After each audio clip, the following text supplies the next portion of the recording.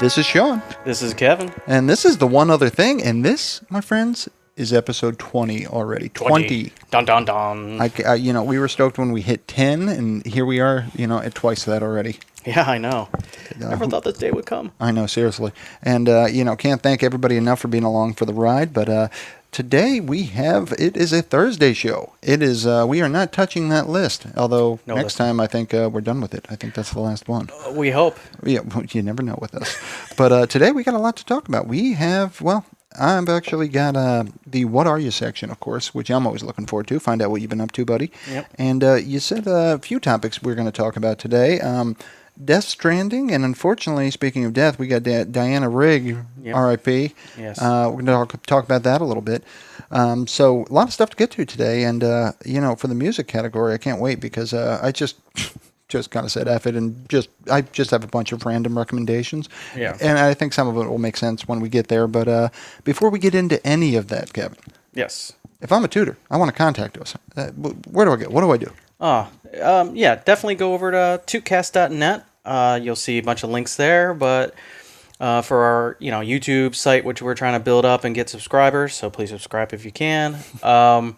And you'll notice there's a bunch of videos of our now celebrity endorsed Kevin Smith is now showing up on that page now. You'll see pictures of him on our main I page. just presume we're going to be like Hollywood Central now. I mean, once you get Kevin Smith, it's all we're all easy from there. Yeah, it's all gravy downhill from here. Yeah, so definitely Kevin Smith. But if you want to email us with your list or topics you would like to discuss, if you want to talk about speak about movies or books or anything of the sort, please email us at tootcast.net.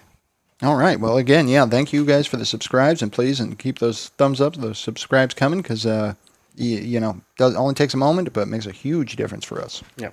Yes. So without further ado, then let's talk about. You said you wanted to talk about the UPS simulator known as Death Stranding. There. So do you have a job yet? Did you get the brown shorts or what? I got the job right away. Apparently. So I probably say this about a lot of the modern games, but I'm going to have to include this. This is one of the most beautiful games I've ever played. Nice. And it keeps happening. And they are beautiful. Some of them. Yeah, they're just getting better and better. And, I'm comfortable in this world that I'm playing in. So it takes place in there was a cataclysm that happened. They don't really know what happened. But it kind of mixes the living and the dead. And you can kind of see the dead, and then if you, die and you don't get put in an incinerator, then you cause a giant crater and you explode. It's kind of weird. And now I'm getting in the game. I'm not done with the game yet, but I got to the point in the game where I must have, so time and space is all kind of confabulated. So at first you were doing nothing but UPS deliveries. Okay. But then they're like, oh, we have a story here, and the story is up my alley. It's actually sounds complicated. It's very complicated.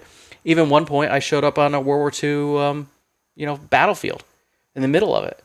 So you're traveling through time and such. Just this one scene. Somehow I slipped into it. There were some rains. I got sucked into it. So this giant storm showed up, and I'm in the past.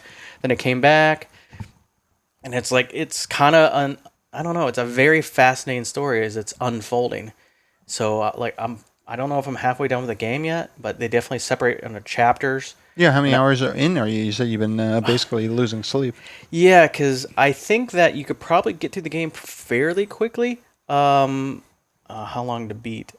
Oh yeah, your new the favorite website. My new website, and I'm probably playing it too much because it gave me because after you play a bunch of deliver a bunch of UPS packages, eventually give you a package or a delivery that kind of like opens the next cutscene that tells you that you have to go someplace new. Sure. And I've been so busy just trying to make everybody happy. I've been stuck doing the same UPS delivery. Oh, that's fantastic. So you forgot to play the game. You're basically going Grand Theft Auto on it in the sense you're like, hey, I'm sorry, I got to go to work. I got these packages to deliver. I don't have time for your quest right now. It's hard to stop because it's relaxing. Oh, and yes, I have a motorcycle. I have a truck that I can fill up with packages. So I'm a UPS delivery man. That's fantastic. And the motorcycle, you can jump with it and stuff. So it's very Grand Theft Auto. I think I can't remember Harold Ramis. No, that's who's this? Hideo Kojima. No, the main character. Oh, Norman Reedus. Norman Reedus. That's Norman Reedus. I think he just comes with a motorcycle. Yeah, at this I think point, he does. Yeah, and the game's kind of funny because they inject Norman Reedus into the game, the real version of Norman Reedus. So if you go take a shower it's an AMC banner for a motorcycle television show. Yeah. Starring Norman Reedus. Exactly. So it's kind of weird and you drink Monster drinks in the game, and it's weird. That's fantastic. I do like that, actually, though. I've read, and I don't know, I don't really see commercials all that often, but I've read that we are going to go back to that type of advertising where it's not necessarily going to be that commercial for 30 seconds. It's going to be the main character of your favorite show is, and that's why I drink Gatorade. That's a Truman Show right there. That's what they did in the Truman Show. Yeah. They had, Well, that's an earlier television thing. Yeah. That's how they did advertising was, you didn't see a commercial for Kellogg's. You saw, Leave the Beaver was eating freaking Kellogg's, and you're like, oh, yeah. Oh, this is funny. So the time to beat is, if you just do the main story, 40 hours. But if you're a completionist, 114. Okay, wow. That's yeah, and I think that I'm trying to get all the stars for everybody I'm delivering packages to and make them happier with me, and they give you extra bonuses. Okay. And I've been and I think I compared it to Journey before, the game, because when you're just out on the road and you're just driving and you're going through mountain ranges, or I built some roads, and all of a sudden they have this they have music. This licensed music that they just start randomly playing. Okay. And it's bands you've never heard of, but it's very calming and relaxing. And yeah, it's never like giant, like, what you see in games where they have this big musical scores where, it's like da-da-da-da and bad guys are coming. It's kind of more like mellow. Yeah, so what are you doing in the game other than working at UPS? Are you fighting things? Are you... Yeah, there's a thing called BTs that when you start driving, it's really weird too. So when it rains, it's called timefall. And it's really cool because anything the rain touches gets older. Oh, that's a bummer. It ages. So you never want to be caught in the rain. So Norman always has a hood or he's in his vehicle. But your vehicle, if you're in the rain too much, your vehicle, after about an hour of driving, your vehicle is pretty much a big giant rust bucket. Okay, yep. So it just deteriorates in front of you. It's kind of really cool to see. And so, yeah, so most of the time I'm delivering packages back and forth. There's some people that you do fight, and you eventually are getting more weapons in the game because you didn't start with any weapons in the game. Okay. But now you can shoot these BTs and get them away from you. But first, when you first meet the BTs, they were really scary because the only way through them without you dying is for you holding your breath and slowly walking past them. But then you can't see them until you put your scanner on, which then fades out. So you walk a couple feet, you hold your breath, you hit the scanner, see if anybody around you. You walk a couple more feet, so it's like really like... Yeah, that's creepy. Yeah, and I think I said this in the last episode, is like if they do see you, all of a sudden the ground turns black, and all these heads and hands and stuff start trying to pull you under the ground. Oh, nice. Yeah, so it's very Japanese, kind of like scaring the crap out of you. Yeah, that is creepy. It is very creepy. But the story's opening up, and I think I already know, and I think a lot of people, I think that it's kind of predictable where it's going. Okay. Even though it's not predictable how it's going to get there, I just know where the ending's going to be. I think I know who my mother really is. I think I already know who my father really is. I think I know this, actually. He delivers the one package he didn't open at the end, Yes. right? I saw this one. Yeah, I think so. Yeah, it's just very, like one package I delivered that somebody says, this is for so-and-so. I think a girl named Fragile. They have weird names for people. Her name is Fragile. And it turns out to be a thermonuclear device. It happens. So if you go and deliver the package where it needs to go, the game ends.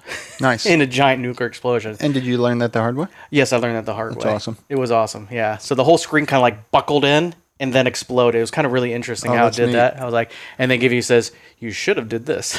Oh, that's awesome. Yes. So I actually blew up because I had trouble understanding what it was trying to tell me to do. So I blew myself up like 3 times before I figured out what I was supposed to do. Before you figured out. Yeah, what it meant by that clue. You should have did this. I'm like, but dude, what's that mean? I was going to say, and then when you look back, you're like, yeah, that clue was actually perfect. It was, yes. Yeah. It was a very I do that all the time. Where you're like, well, that clue makes no sense. And then, when you finally do figure out what the hell it's telling you, you're like, actually, yeah, I don't know how I'd word that any better. So when this game came out on the PS4, it was divisive when it came out. There were people, and you were really in 2 camps. There was never a camp that says, the game was okay. No, it was either I hate the game, it's a big pile of garbage, or it's a work of genius. Okay, and that's because of the lack of action, I presume? The lack of action, people were expecting, a lot more into the game. So people that really like action games, I don't think they like this game at all. But if you're okay with, because really in the scheme of things, I gotta give it to him in one sense. I don't think Norman Reedus yoga. Yeah. You know what I'm saying? Like, I don't think... Yeah, it's true. Let me be like a Zen master Norman Reedus. Yeah, I know. So yeah, I can understand it, but I'm on the fence right now. Not really on the fence. I'm more on the side of the fence where this is a work of genius because as the game, I wasn't sure at first, but now it's opening up. I'm seeing other player structures because you can build bridges and stuff. I'm using other people's equipment and ladders, and you're starting to see other people show up. So it's now starting to become more of a community. And are those people real people? Or They're real people, and and if I can't make a package delivery, or I think I can't make it, or for some reason, I can actually give it to put it in a bin, and another human will take care of it for me.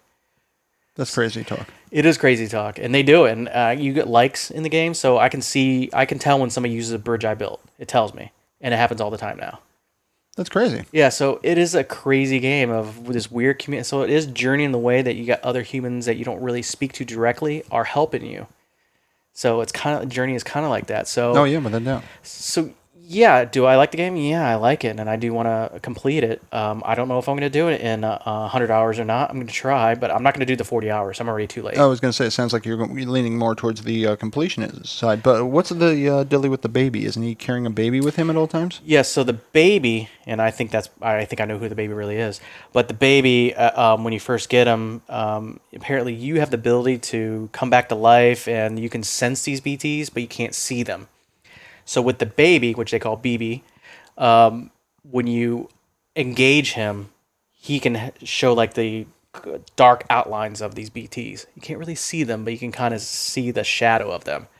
And it's because of the BB. So the BB apparently has 1 foot in the grave and 1 foot in real life, so it's kind of like your link between the two. And you're using this little baby as like a tool. Yeah, it's basically a tool. It's basically like your Geiger meter. Yeah, and you can get a lot of trouble because if you upset the baby... Which if you get underwater too much, or people are attacking you, or you fall too much, the baby will start crying. You got to pick him up. You got to shake him, make him feel better. I'd hold that little fucker in the rain. Yeah. For a good 5 minutes. Yeah, be over. Until he was like 30 and be like, okay, good, now you can walk. But it's protecting this tank, so you can't take him out of the tank. The tank will get old, but the baby won't. It's weird. I see. I'd already found a loophole. Yeah, you're old enough. You can you're walk old now, enough, dude. yeah. So the story I find interesting, and it just has a Japanese vibe to it. Some of the music, the non-licensed music cues sound very like, Silent Hill kind of esque. Okay, yeah, creepy. Music, well, yeah, dude, you're using a baby as a scanner. That's kind of basically wrong. Yeah, and I could be wrong, but I think the baby is me. Yeah, I was thinking that when you said time travel anyway. Yeah, I think the baby's me. So. That's my theory. I have not looked it up, I swear. I haven't seen any playthroughs of the game. I watched some playthroughs in the beginning to see what it was like, but I'm way past what I saw on the internet. Spoiler alert. I could be wrong. That's true. But I think the baby's me. That's my theory right now. I blame the parents to a whole new place. Yeah, the parents. And I think a guy named Mads Mikkelsen, I don't know his name, his character in the game, I think he's my dad. All right. And they already kind of revealed my mom is, what's her name? The Bionic Woman. Okay, yeah, you told me about the Bionic Woman. Yeah. So, well, I'm glad you're enjoying that. Yeah, I do like it. It's not for everybody. Definitely not for everybody, and some people really. But I was going to say earlier, it's not much different than a lot of role playing games. Because when you take a role playing game and you strip out all the elements of the fighting and all this, it is a package delivery system. It really is. Oh yeah, there's a lot of fetch quests. Yeah. So this is just fetch quests. Mm-hmm. Which I don't necessarily hate if can be fun in between. And at first there wasn't that much fun, but now I got tons of guns. I like the truck I drive around. It's awesome. I put a lot of packages in. Do you have a home base? It sounds like you're building stuff. So do you have a house? Trying to connect all the U.S. up. So I'm traveling east to west to California. So I don't have a home base per se, but there's little sections that I can stop in and rest in a corridor and stuff like that. So it's not like a permanent base, but there's places where I can go and rest and stuff like that. So it's pretty interesting. Yeah, it's kind of out there, and I do like the game. I know a guy at work, Stevens, he didn't really care for it, and he said I knew the ending right away, but and he told me I shouldn't play it, and I'm like, let me just try it out because I really like Norman Reedus, and I like Hideo Kojima, and I guess people takes different. Different strokes for different folks, you mean? Yeah, that's what I was going for. Different strokes for different folks, and it's definitely my kind of game. I'm okay with the slow pace game. And that's why I can't do the fighter games too much because that's just too much stress. Yeah, it's funny actually. Yeah, we'll get into that. I'm going to say though, the "What are you" section, as far as what are you playing, I think we're going to know. I think I know the answer. Yes, when I'm Spoiler playing. alert. But there's something else you want to talk about that is a bummer. Yeah, it's a bummer. So Diana Rigg. Diana Rigg, and I've known about her since I was probably 5 or 6 years old. All right, and we're back from an unexpected break there, but luckily, because of the science of technology here, it should have been immediate. I don't think anyone even noticed we were gone. No, I don't think so. Play it cool. Play it cool. Did you? So Okay. we were talking about, unfortunately, though, we were talking about Diana Rigg's dying. Yeah. And that's a bummer. It is a bummer because when I was raised as a child, my mother, introduced me a lot of TV shows I never would have watched. Apart from her show me what she likes watching. Mm-hmm. And at the time, so the Avengers television shows, came out in 1961, so it's well before my birth. So there's a couple of shows we watched. I would say there's 3 shows, type of shows that we watched as a child when I was a child, and one was the Avengers. The other one was Star Trek, the original series. Okay. And the other one was Sherlock Holmes movies. Oh, you should do a lot worse than that trio there. Yeah, it wasn't bad. So, yeah, I think that really helped me become a nerd, a lot of those things. And so I've always have fondness and appreciation for these shows. And, if it's worth going back. And Emma, the character that Diana Rigg played was Emma Peel in the Avengers, and she wasn't in the entire series. There was actually 2 other actors that played Steeds, played by Patrick McNee, as his counterpart, his partner in crime, kind of. Well, not in crime because they actually solve crimes, but yeah, as Robin. Yeah. So, but her episodes were considered one of the best of the series. So they actually sell DVD packs where it said Avengers starring Emma, Emma Peel episodes, because those are considered the best episodes, the ones that she was in, because she really brought something to the show. I'll be honest, I didn't even recognize the name. I had to have Mickles tell me it was she just played the Queen of Thorns in the Game of Thrones, and that woman is phenomenal. I mean, what a loss. She was so good in that role too, but yeah, the minute I saw her, I'm like, oh my God, she's perfect. And it's funny because I don't know what I know her from. I just know I've seen her in things, and she's phenomenal. Her career is pretty long. She's been in lots of TV shows, lots of movies. I believe she hosted Masterpiece Theater. So she's been around. So for her entire, since the 50s. And she was actually considered a sex symbol to her chagrin because she didn't want to be. Okay. Because they really dressed her up in really skimpy outfits when she was in the TV show The Avengers. But I didn't, when I was young, I didn't think of that when I was watching it. I just thought this was I thought Daisy Duke was hot when I was young. Apparently Vision takes some years to sink in. I don't know. Yeah, I know. But I never considered her hot because when I was watching her, I was 6 or 7 years old when I started watching her. So I just thought this was a cool lady kicking ass. Yep. Because that's what she did in the show. She wasn't some damsel in distress. She was she's the one who did all the karate. That's awesome. And kicking ass. And Patrick McNee just had his umbrella. That he would have a bullet, it was very James Bond-esque, where the adventures were slightly on the silly side, kind of like Sounds James very Bond. Hong Kong Phooey, where, remember Hong Kong Phooey? He would show up and his cat would kick everybody's ass, and then he'd be like, ha-ha. Hong Kong Phooey, no one, was it Fighting Guy? I forget. There was a song on that. It's been a long time, but boy, I loved him. So I really have a fond memory of watching Diana Rigg through the years, and every time I see her or see her name, I was always interested in what she was doing because I'm like, oh, she's awesome. And, she lived during the time when the pay scale was wrong and very bad. And so that's why she ended up leaving the show. You mean 2020? Yeah. Oh, wait. Sorry. No. I thought we were going somewhere with that. It was in the 60s. So I was just thinking about actually Hong Kong Phooey. I'm like, wow, that is so fucking wrong. But that's how we grew up with, man. Yeah, so Star Trek, the original series, which was also, I think, kind of campy too, the original series. But these campies are different than some campies. They're like Star Trek and the Avengers. They're campy, but they're not unwatchable campy. And I'm going to say something mean to a TV series that I do like, Doctor Who. The original series is not very watchable to a modern audience at all, unless you grew up watching it. I mean, if you didn't like the modern one, the originals were really, really campy. The tunnel at the end. Oh, that was kind of creepy, yeah. And the music. Yeah. Just, I'm traumatized forever. Although I do love the new series. I went back and tried to watch some of the old black and white Doctor Who's, and I'm like, yeah, I can't get through this. This is too hard. Wow. But I could go back and watch it original Star Trek episode or original Avengers episode. I can watch a Star Trek episode. I've never actually watched the Avengers at all. I have them on DVD, so I can actually own them for some weird reason, probably because of my childhood. So I have all the Star Trek on DVD as well. So I purchased a set of the original series and the Next Generation, which to me the Next Generation is the best, but that's just me. I don't even know what said that. I'm gonna make the wife watch the Next Generation. It is awesome.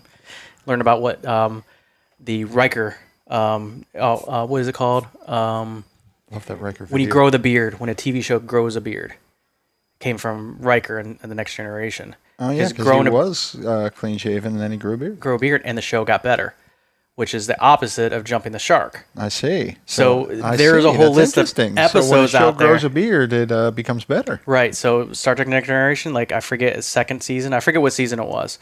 I'm sure someone will tell me. But when he grew the beard, it is well known the show got way better. Somebody made a clip of Riker, and it's just this one scene, and I think you've seen it. Yeah. And the guy says, "Who sent you?" And he says, "Your mother." And then they play this like badass gangster rap, and it is just hysterical. Yeah, there's also clips of Riker, played by Jonathan Frakes, and there's episode. I'm amazed you know his name. Yeah, I physically reacted to him knowing Riker's name because it's Riker. I'm a nerd. You just so we're clear, number one is acceptable. Number one is acceptable for Jonathan Frakes, yeah. But if you Google YouTube and Riker chair, they'll show you the famous scenes with what's his name from West Wing? Never watched West Wing. West Wing. Martin Sheen. He's famous for the way he puts his jacket on in the West Wing. Yep. So Riker has a thing where chairs. He would always, because he was a tall man, or it still is a tall man. Okay. And he would get in the chair from behind it and step over it to sit down. Okay. Every single time. And it's kind of funny to see when you put it all back to back, he would come in and just step over the chair and get into it. Yeah, it's pretty awesome. It's funny. I don't think I ever noticed that. Yeah, now you can't unsee it. That's great. It's one of those things.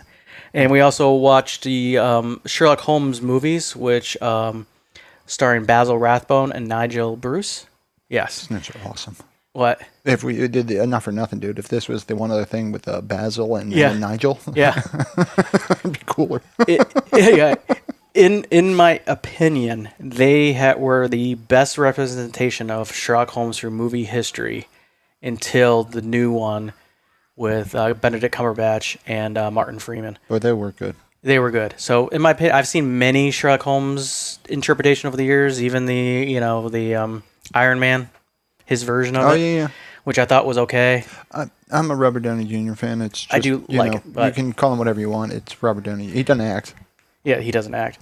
But Benedict and Martin's version of it, just love that version. And I love the old version with Nigel Bruce and So that's my childhood. So when I saw Diana pass away today, I was like, shit. Yeah, it means you're getting old. Means I'm getting old, and I was excited when I saw her in Game of Thrones because I knew who she was. As soon as I saw her in Game of Thrones, I'm like, oh, that's Diana Rigg. Oh, I just knew the character, and I was wondering who it was going to be, and then I saw her, and again, I wouldn't have known the name. I didn't today. But when I saw her face, I was like, oh my God, she's absolutely perfect for that. You're a Game of Thrones guy. Was it Olenna Tyrell? Or Alina or something like that. I don't even know, to be honest with you, because that's the beauty of books. You can pronounce it however the hell you want. I've literally changed people's names in books because it's just too damn hard. Yeah. We're going to call him Jay. All I remember is that she killed herself with poison in the show. Yep. The Queen of Thorns there, That's what I think of her as. So, which I thought was awesome because I felt like when I was watching her, all the pride and dignity she had when she did it, I'm like, she's playing the hell out of Diana Rigg right now, I think. Dude, she killed Joffrey. I mean. Oh, yeah. Awesome. Spoiler alert. Yeah. Spoiler alert. She's a hero. I'm telling you, I do think of that kid every now and again because, seriously, dude, you should stay in acting. I know everyone wants to kill you, myself included, but to me, clearly you're a good actor. Yeah. Because I want to fucking kill you. Yeah. Joffrey just sucks so much. So this I didn't know. So I wanted to look up Diana Rigg. And apparently, she was the only wife of James Bond. And I'm thinking, which James Bond? Mm-hmm. And I never would have guessed because I had no idea that Telly Savalas was a James Bond. But apparently, he was a James Bond, a movie called On Her Majesty's Secret Service. I believe he loves you, babe. That's awesome. Nobody young's going to know what you're saying. That is great. That's great. So that's me. My story about Diana Rigg is really in conjunction of all the childhood TV shows and movies I watched pre 10 years old that really helped develop who I am. And yeah, I've always known Diana Rigg and Patrick McNee, who played Steed. And John is Patrick Steed. McNee still around? No, he passed on a few years ago, and he did like a bunch of B movies afterwards, like House on a Haunted Hill or Wax and stuff, kind of like Vincent Price did near the end of his career. So he did kind of weird movies like that near the end. But yeah, I think he was much older than Diana Rigg. But he was awesome too because he always wore a bowler hat that was bulletproof in the TV show. Of course, I thought it was awesome. So I like the show. It's cute.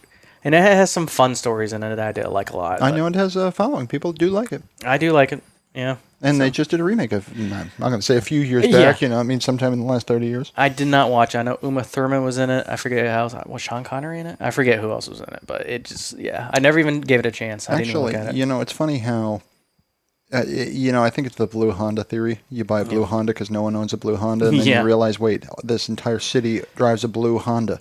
Yeah. You just never noticed it before because, I don't know, it's just the way the brain works. So we talked about Dune trailer. We're going to talk about Dune trailer. We talked about Dune coming out December 18th, I think it was? I think it's, I can verify. Well, yeah, sometime soon. And we talked about who's Chani, and it's Zendaya, because...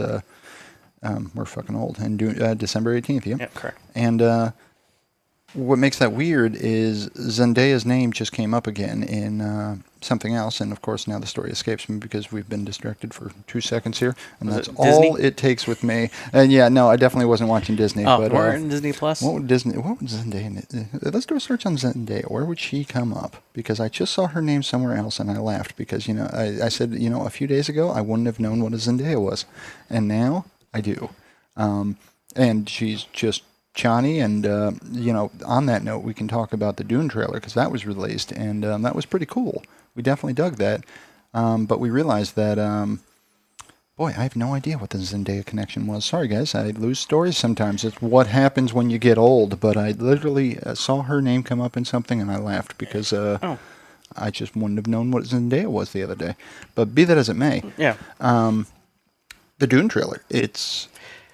Came out today. I'm scared. I mean, looks good. It looks good. I mentioned to Sean earlier that the director is a good director. The cinematographer is a great cinematographer, so I think they're going to capture very well. So I personally am looking forward to it. In fact, I've seen some lists out there where the cinematographer of the movie is like in the list in top 3 of cinematographers that's alive today. So a guy named Greg Fraser. Greg Fraser, huh? Greg Fraser, and he did Rogue One, A Star Wars Story, Zero Dark 30, Vice. He can really capture movies. I'm a fan of good cinematographers. The reason I'm scared is it looks good, and I'm afraid they're gonna fuck it all up, and I'm trying not to get my hopes up because my hopes are kind of up. But, we just watched this trailer tonight before the show, and, my heart was broken when I saw Zendaya because, the exact thing I said was she's way too young, and then it dawned on me, the sad reality. Yeah, it's not that. Yeah, she's probably a perfect age for Chani. I'm just too damn old. But I've said it before, I'll say it again. I don't care if you're crazy, Sean Young.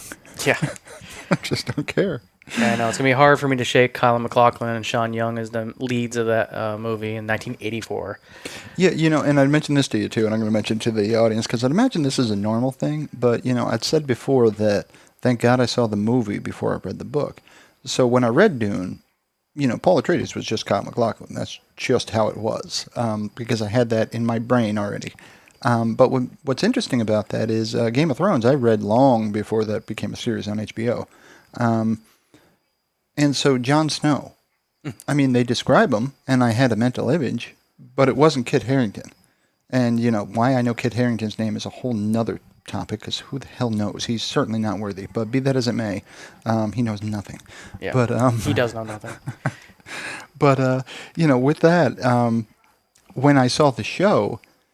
Now, when I read a Game of Thrones book, Jon Snow is Kit Harington. I don't remember what he looked like in my head before that, but he didn't look like that, Yeah. And I just find that funny, that once you see, even if you have a pre-existing image of somebody, even if I had read Dune first, yeah. When I said, wow, what a piece of crap movie that first one was, I would have then read the books, though, and pictured Kyle MacLachlan as Paul Atreides. Yeah, that's probably why people say movies ruin their childhood. Yeah, I could see that, actually. Yeah, to some degree, because, it changes something that you'd... because let's face it, when you read a book, well, you may not know this, but when you read a book, you are far more invested in the characters. Yeah. When things happen to them, it's... What was that?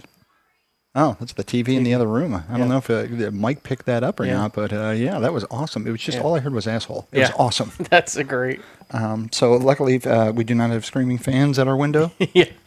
Stay back. That's pretty much what they'd yell. Asshole, stop. Stop, asshole. I'm filling the internet with this. Yeah. So, wow, it's just a loud show she's watching. But, we don't have a studio, guys. This is, we're coming to you live from the dining room table. Yes, we are.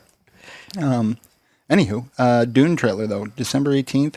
Definitely keep an eye out for that. And there's also a Dune TV series coming out called The Dune Sisterhood. And, what is that on? Is that on HBO or something? That is going to be... Please don't be like regular TV. It won't be good. HBO Max. Oh, good. Good. Sisterhood showrunner. I got to say, and I've believed this for a long time, the crappiest HBO Cinemax Showtime show, the absolute worst one, is so much better than what's on regular TV. It's just, they pay their writers. That's what it boils down to. You need a story if you want to tell a story. So, when's that coming out? Sisterhood was originally supposed to come out spring 2020, so I'm not sure when it's going to come out now. COVID probably messed up. Oh, yeah, COVID's kind of fucked up everything for everybody. Yeah. But it'll be good. And boy, he's searching the web while we're on a show, and I'm seeing there's pictures of Sean Young, and looks like the date moved, and they're going to release the movie and then focus on the TV show because I think it's the same creators working on the TV show as well. Yeah, I'm telling you, it is a phenomenal book, and it's so complicated. You could do, ton of spin-off shows. Like you could do Bene Gesserit witch stories all the live long day and never come close to the story that is Dune or come anywhere near Arrakis. They said they're going to include feudal politics and the intrigue of the Imperium. I mean, when you read the books, you realize just how... I don't know how the hell he wrote this book. I really don't. It's Frank so Herbert. Complicated. And they talk about the fact that, Muad'Dib is fulfilling a prophecy. Yeah. The Bene Gesserit witches planted that prophecy. They created it generations earlier. And they just kept it going. And then it became a thing to where the people that believe this prophecy don't even realize where it came from. Yeah. And, it's funny because they never actually planned on the prophecy being fulfilled.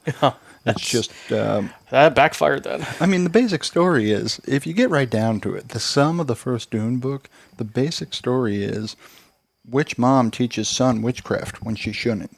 Yeah. Son becomes God. Yeah. That's basically the story. It is. It is. You can tell. He was the one kind of thing, He was Neo of the story. Actually, yeah. I mean, Matrix stole a lot from Dune. Neo goes blind in one of them. That's entirely from the Dune series. Paul Atreides goes blind first thing in the second book. Yeah. And then it's weird because I always actually kind of had trouble choking this down, but he walks around just like you and me, even though he has no eyes. They're literally burned out.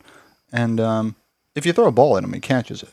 And the reason he catches it isn't so much that he sees, it's that he can see both the past and the future, all and present, all at once. So it's not so much that he sees the ball, it's that he knows it's going to be there.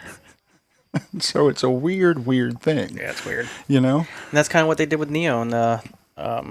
I don't know. I heard there was another movie that I didn't see, like the third Matrix. So disappointing. And hopefully the fourth Matrix is watchable. No, it's going to be a piece of shit, let's face it. But which... I'm watching it, but not to Ben, but more Keanu news is that I've been hearing nothing but good things about the new Bill and Ted movie. Absolutely. You know why? It's got Keanu in it. Yeah, so apparently, a lot of times when you wait 30... I've seen movies 30 years after and try to continue, and like, they should not have done that. And I'm hearing nothing but good things. It's funny, right on the heels of me saying, like, it just almost any of these reboots is going to be like Ghostbusters. I'm sorry, it's going to suck and it's going to break our hearts. But when you can do it, when you can pull it off, and not for nothing, Keanu, I love you, but you've been pretty much training for this role your entire career. Been waiting for this moment. You got one role, you played Ted, and you've been milking the shit out of that for 30 years, and I fucking love it. Yeah, I do. I like myself a Ted. I do. I can't help it. Theater Logan. Not for nothing. I wouldn't call Keanu a great actor. I'd say this: the man can read a script. Yeah. And I love the vast majority of things he's in, but Have you seen him on Between Two Ferns when Zach Galifianakis said to him, "Is your next role a person that knows how to act?" That's fantastic. I have not, but that's the other thing, though. Yeah. Keanu is one of those that just makes me realize what a shitty human being I am. Yeah. Because I look at him and I'm like, wow, that's like the dude's just a great dude. He's a nice guy. Yeah, he's just super nice dude. And Keanu stories are now like a thing where you just read about how he was just a superior human being to me in pretty much every situation he ends up in. And it's one of those things, every time I read those, I'm like, God damn, what a good guy. And I'm like, God, I wish I could be like that. Yeah. You know? And to me, it seems, my problem with that is, and, I've said this about my boss. My boss wakes up, he's going to wake up tomorrow, he's going to be a nice guy. All day long. Going to be a nice guy. It's just how he is. I'm going to try really hard to be a nice guy. I'm try real hard, Ringo. Seriously, I'm going to wake up and I'm going to be the tyranny of evil men. It's not going to be pretty. And I'm going to fight tooth and nail to be a nice human being. Watch Pulp Fiction. Yeah. We got to talk about movies more, but Pulp Fiction is worthy of just memorizing. And the scene that we're referencing is at the end of the movie. Samuel Or the beginning. Yeah, I suppose that's how you look at it. But, Samuel L. Jackson sitting with Tim Curry? No, not Tim Curry. Tim Reynolds. Roth. Tim Roth. That's it. I was getting there. Tim Reynolds. Just going through those famous people it's a famous I know. Tim. Yeah. How many famous Tims? Tiny Tim. Yeah, Tim Roth is actually awesome. Yeah, I love Tim Roth. Yeah. Yeah. He's super cool. That's Reservoir Dogs. But yeah. What color was he? That's fantastic. What color was he? I don't know. I only know pink. Yeah, of course. Yeah. We had a black cat named Mr. Pink.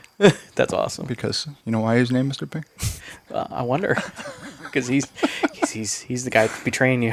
That was such a great scene. Okay, so now we're just blurring Reservoir Dogs and Pulp Fiction, but if you haven't seen Reservoir Dogs, you should go see it, and it was just great. But a bit gruesome, but great. Pulp Fiction, however, is vastly superior. In fact, he was orange, by the way. I'll give you a hint. Pulp Fiction is top 3 movies of all time for me. I mean, it is one of my favorite movies ever. Yeah. And it's largely because of that scene at the end where Samuel L. Jackson is explaining to Tim Roth that, I'm the tyranny of evil men, but I'm trying, Ringo. I'm trying real hard to be the shepherd. I mean, that is, I've never heard my life described so succinctly. That's a fun scene. It is, and that's basically how I feel every freaking day, is I'm trying real hard. Trying real hard. Yeah, so we understand what we mean when I'm trying real hard, Ringo. Trying real hard. Exactly. I know. I love that we have to, Kevin and I have been around each other so long, we have these stupid half expressions that, we don't even say the full line half the time, but it has meaning. And, it's fun to share them with the audience because we reference them. And actually, on that note, I got a fun one, and you're going to know this immediately because it's a joke.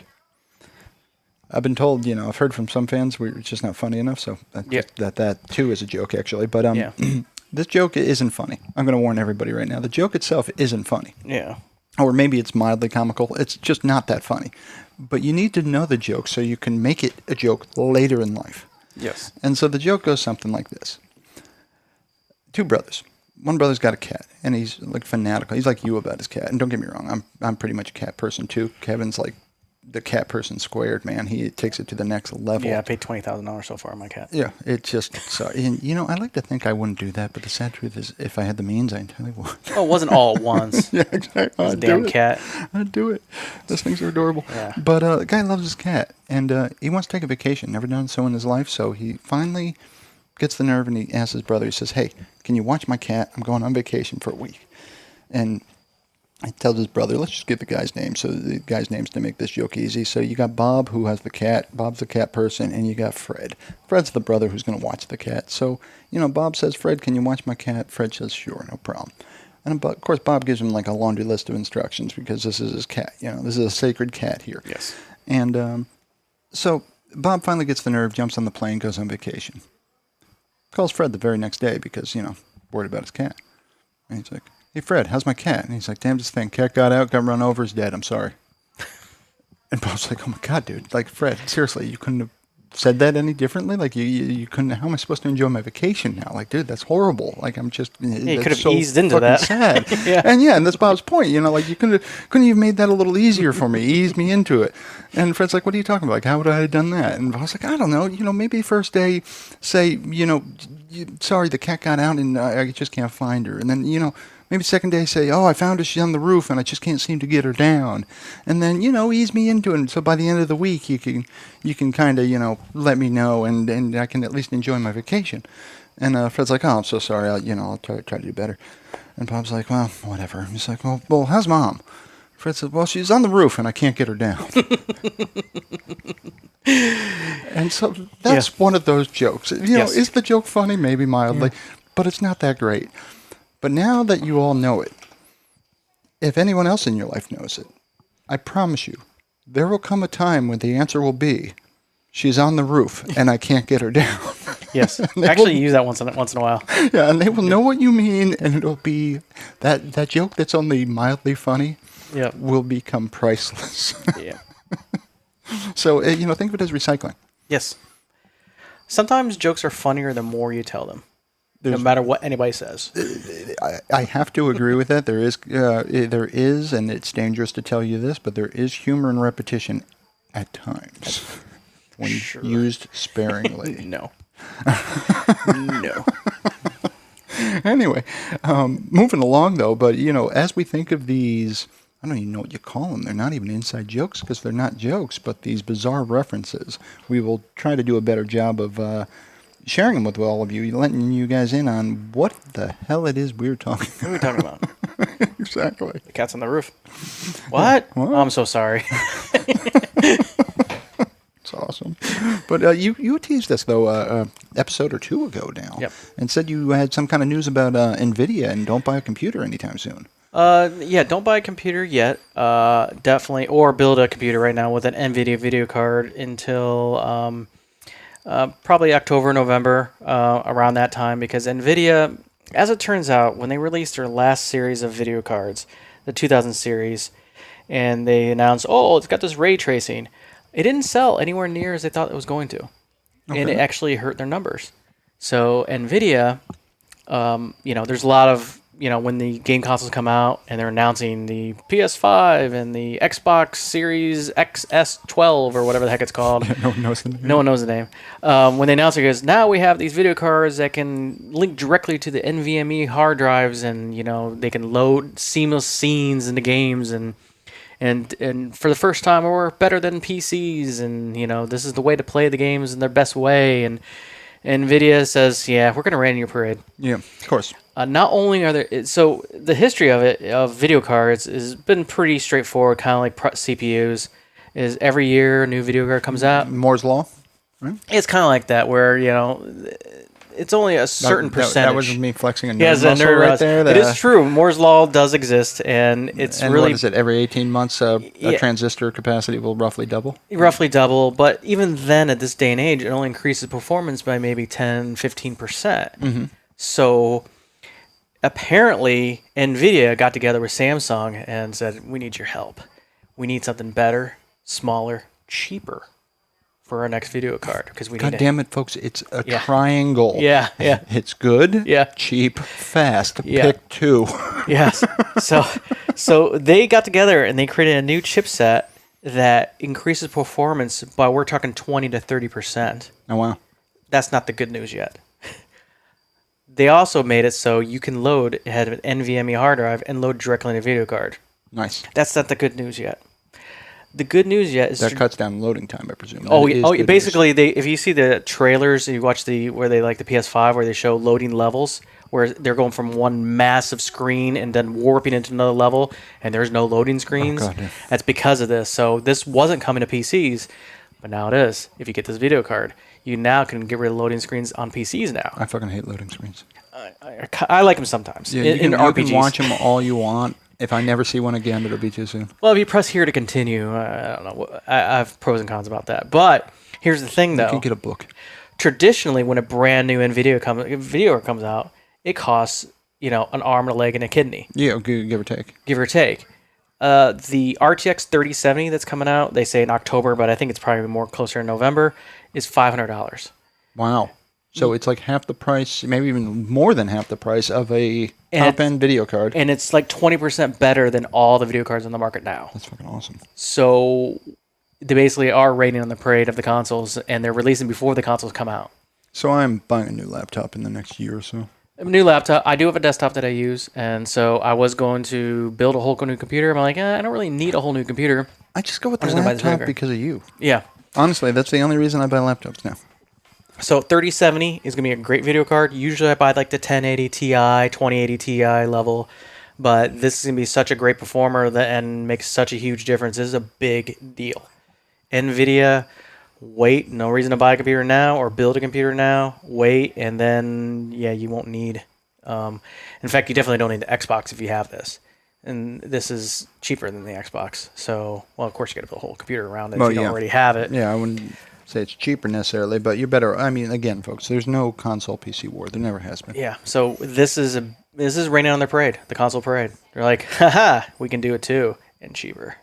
Well, I think it's funny that, again, the fact that you know what consoles win the war at, and they do win the war at something. Yeah, they work. Consoles are the good old games of pretty much everything. You put in a game, there's a very reasonable assumption that it will, in fact, play. Yeah. Computers have gotten so much better over the years because, I mean, man, growing up, getting your games to work was seriously half the battle. QEMM was a product I purchased to help with that. Oh, God. I'll never forget that. You have enough EMS memory, but not enough XMS. Yes. I was like, fuck you. Yes, I used that to fight. Thank you, Bill Gates. Yeah, I hated that. But, and most of the time, in those days especially, I'd buy a game, spend a week trying to get it to work, realized within 5 minutes, wow, this game sucks. And then you go and you get a different game and you repeat the process, basically. Yep. So consoles have it beat there in the sense that they just work. But it's a fool's errand to think that the console's ever going to be better than the PC. Even if that's true, it's not for long. Yeah. So the fact that they're coming out with the video card right before these consoles come out, I mean, it kind of makes no real difference to me in the sense that that was going to happen. Yeah. We knew that. Yeah, but I didn't, I was expecting to pay, $1,000 or $1,500. Oh, yeah, that's outrageous. Yeah, so I was going, I'll wait to buy, but now it's within reach. I'll pay the $500. Is that something that, you do it for your desktop? Yeah, I'll do this for my desktop, and I can replace, right now I have a 1080 Ti, which even said the 1080 Ti performs well enough, and I don't have a 4K TV, so it does the 1080p, with 60 frames or higher per second without a problem. You only really need it the 2000 series and higher if you're going to do a 4K or 2K, which is popular, 1440p. That's popular, but now this can do the whole 60 frames per second 4K. That's the whole point of this card. It can do all that extra stuff. Yeah. So now you're back to your debacle about buying a TV. Yeah. Well, yeah. So you know me. I'm waiting for the new TVs because the only TV that will, because I have the last plasmas. Really? Yeah. I was gonna say Kevin's got a really nice TV. And I keep looking at them. The blacks are so deep. Like even when you're looking at this LD screen, you can tell the blacks aren't black. No. They're gray. Yep. So my TV, when I watch, things like the Umbrella Academy, where they have a lot of dark scenes in there, it's clear in my TV. It's not 4K, but it's clear, and you can see the definition. I don't know if I actually use the 4K at all, with the exception of the Wham! Last Christmas video that we all watched around Christmas to see if something. The first thing we saw in the Deluca household in 4K was Last Christmas by Wham! Can I tell you, we bought you installed the TV around Christmas, and that's what was on. It's actually not the 4K I care about. It's the HDR, the contrast ratio, where they have the colors pop better and the dark has more definition. So that's the feature of 4K TVs. I'm actually more excited. It's not the 4K. It's the HDR. It amazes me the depth of your knowledge on things. I'm such a nerd. The HDR, yeah. I'm like, got nothing. So only TVs that can do what I want to do and be a gaming TV are OLED TVs, but they have burn-in. And I wasn't going to worry about it. It's funny. So screensavers are coming back. Yeah, screensavers. So, so you have to have them, but they're they're worse than plasmas when it comes to burn-in. So I looked at my TV the other day, and I have burn-in my TV. My plasma's burn-in. Oh, really? From what? I don't know. It has to be a white screen, and you can kind of see a couple, and Charlize can see it too, because Charlize is not as picky as me when it comes to, and she can see them. Okay. So it's 2 yellow marks on the side, about, like, I don't know, like 2, Well, doesn't 4 that inches. mean you had some menu up? Something was up for an consistently... extended period of time. Don't Yep. know what it is. Can't tell because there's no words there. A lot of people can see CNN because Yeah. red is famous on OLED TVs. Like CNN, for some reason, the color red is what really burns out. It burns in on OLED TVs. So this one, I have a couple, and it's been there for a while. And every now and then I see it. Depends on the scene I'm in.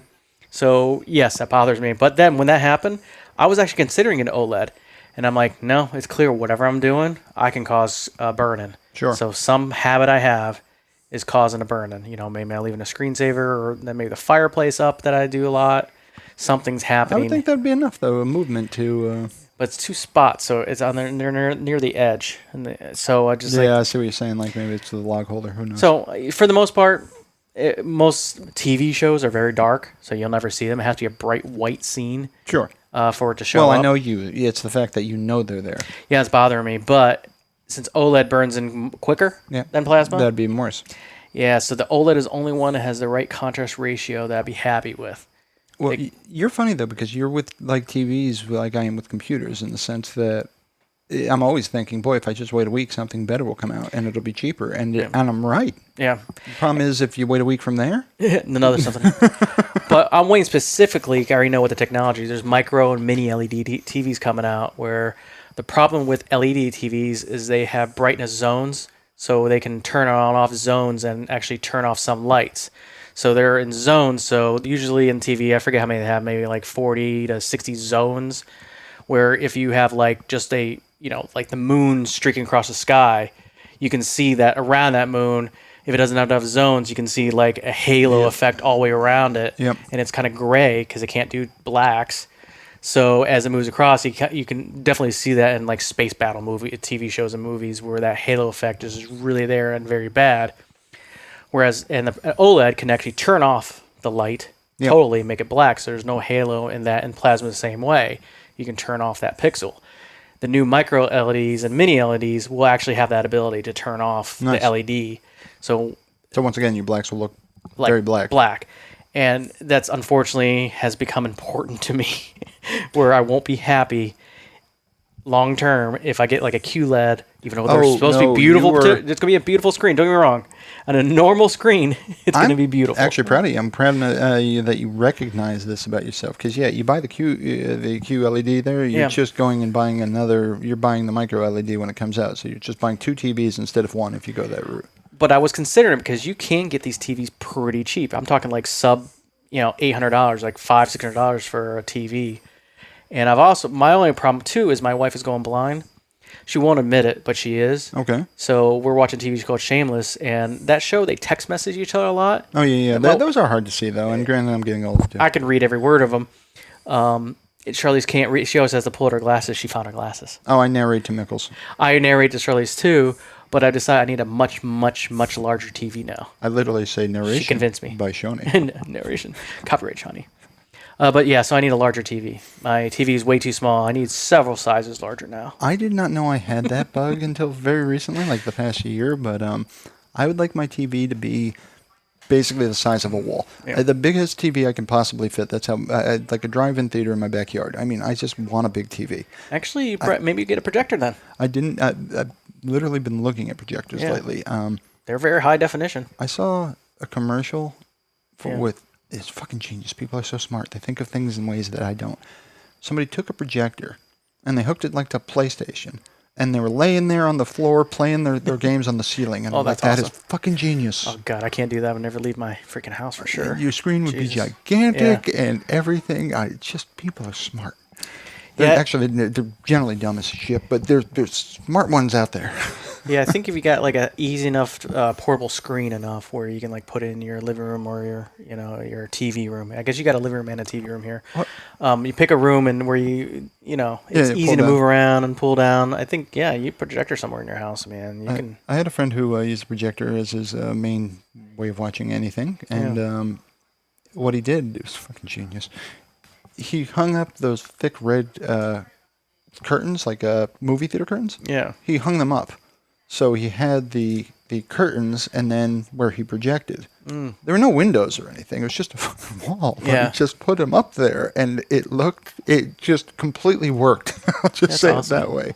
It felt like a theater experience. If you use the right kind of paint, you can just paint your wall that because you're not supposed to just use a white paint because it might have too many reflections on it. So you're supposed to use a specific kind of paint. You would know this. Yeah, so you got to paint the wall like a very non-reflective, paint. I'm just going to paint my house that green Oh. from the green screen. Yeah, Then my WebExes will look perfect. they will. Yeah. Tyler been doing that, by the way, the virtual background. I've switched from the virtual background to the mustache. Oh, that's fantastic. Well, I do I'll the show you the virtual mustache. background because you told me about the mustache. I do the actually you've shown me pictures of it too. Yeah. I do the virtual background because, as I put it, it's the only way I can get the cat hair off my couch. Oh, there you go. So I'm That on a cleans it. beach, and You're on the beach. yeah, it's really working though. I got to say, and unfortunately, I'm doing video a whole lot more, and I don't know, they like it. No accounting for taste, I guess, but yeah, that's kind of a pain. Yeah. The other day I kind of looked like you. I woke up, I'm like, boy, somehow I freaking grew a beard in like a day and a half. I thought you meant happy and handsome. Okay. Yeah, no, definitely. I didn't know what you I wish. No, I woke up, I had a like freaking beard going on. I'm like, I swear, I shaved like a day and a half ago. Like, what is this? I swear But to God. apparently the days got away from me. Anyway, well, we still have a bunch to get through, Yes. although we've already talked about some of these things, but we have the whole What Are You section. But before we get into that, Kevin, it's been a while. It's been a while. If I'm a tutor and I want to contact us, what do I do? What can I do? You open your window and you scream for us out your window. I think that's great. You should do that. Remember Pee-wee's Playhouse? He used to do Yeah, stupid yeah, shit like yeah. that. Like, kids, every time you hear the word "the," I want you to scream. That's the word of the day. Yeah. That's awesome. It's fucking great. Paul Rubin. Wow. What? You know Pee-wee's name. Who doesn't? I know it when you say it. I would never come up with it on my own. You should never have a loading time, though. Anyway. Wow. That one, I cringed a little bit. Wow. No one's going to contact us, and I can't fault them. Yeah, I don't blame them. But if you do want to contact us, email us at toot@tootcast.net. And just bear in mind, we are now, a celebrity endorse show. So we'll try to get through the deluge of emails, but I promise we'll get to each and every one of yours. Once we respond to all our Hollywood friends, Yes. you are next on the list. You're next on the list. Yeah, no, Hollywood's not calling us. But definitely head over to tootcast.net and please. And we've already have a bunch of people that have been subscribing, so please continue to do that on our YouTube page. Even though there's not much to see other than an awesome Kevin Smith video, it's going to help us to transition because apparently you need like 2-3 billion to actually start, getting any revenue in that page. So it's all based on subscribers. Yep, and those thumbs ups, those subscribes, mean the world to us. And we have grown in popularity recently. And seriously, folks, can't thank you enough because this is, we keep getting confused over what this show is, and I think I'm saying it more for me than anyone else, but this is it. It's two guys talking, and that's all it's ever meant to be. And we just wanted to include more people in the fold here, and we've been loving the experience, and I'm glad some of you are as well. And remember Sean's famous words from, I believe, from the last episode, when you see us on video, you're going to love our podcast. I'm glad you appreciated that one. Yeah, Yep. I think I'm going to actually put that in quote somewhere. Yep. When you see us on video, you're going to love our podcast. We're going to see a spike in popularity the minute we go on video. Yes. Please That's great. shut it off. But we want to hear from you. So contact us. Again, we always love those thumbs ups and those likes, but and those subscribes rather. But we want to hear from you. Email us. Comments. Let us know what you're thinking.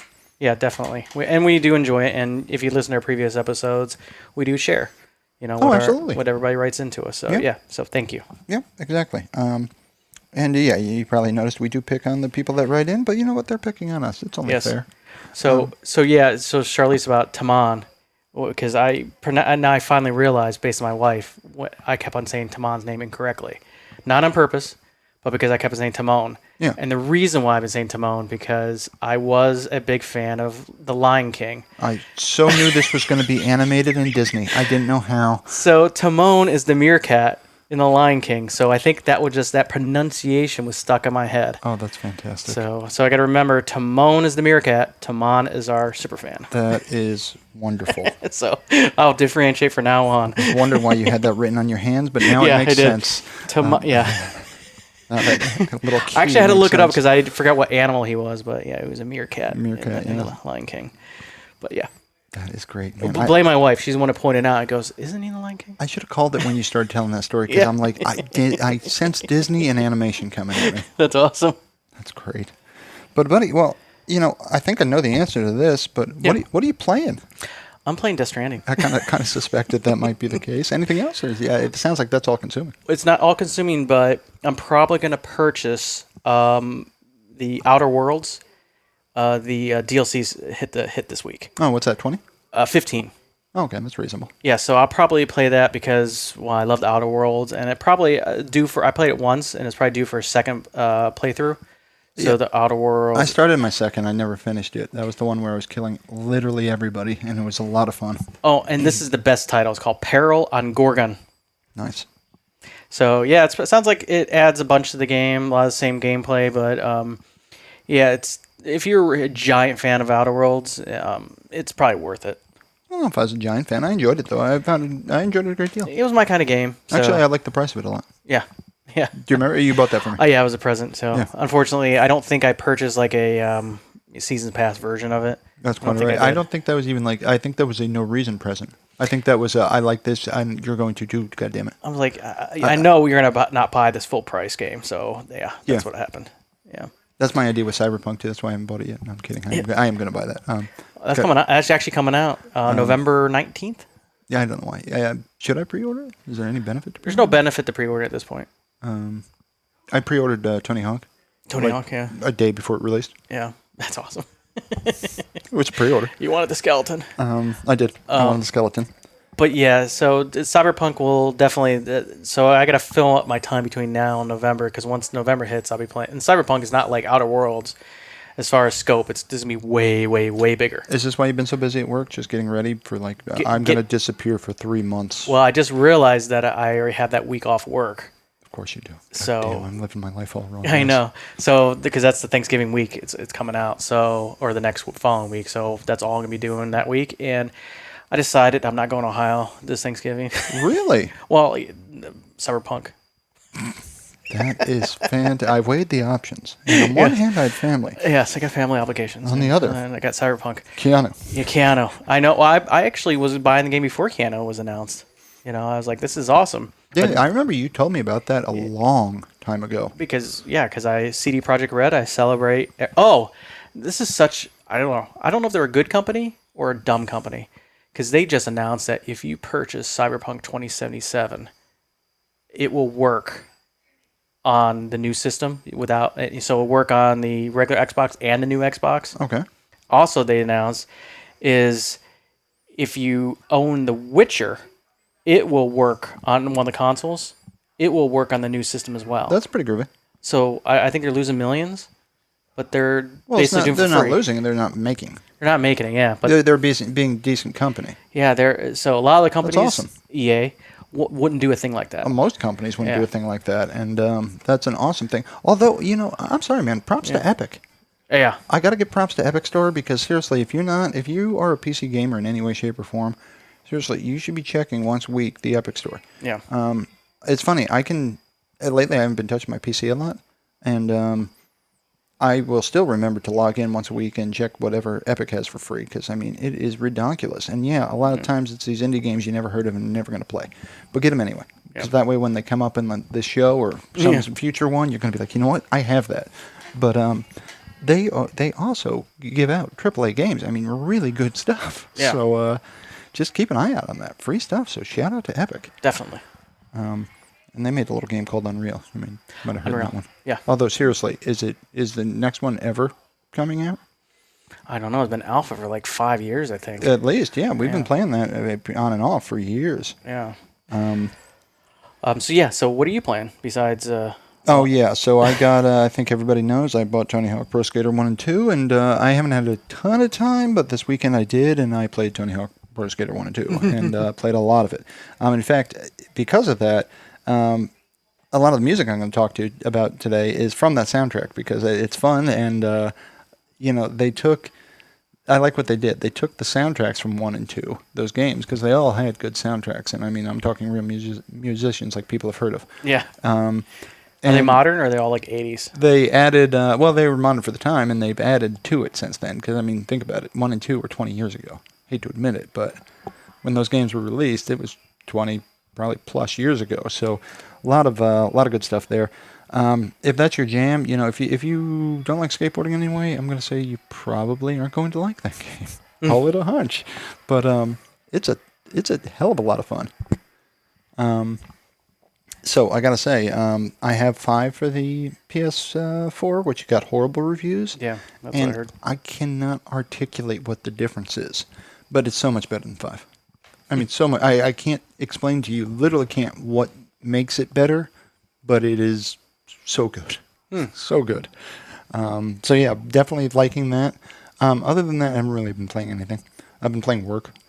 It's not a very fun game. I don't recommend it. No, I hear you. I'm going to give that a very low rating.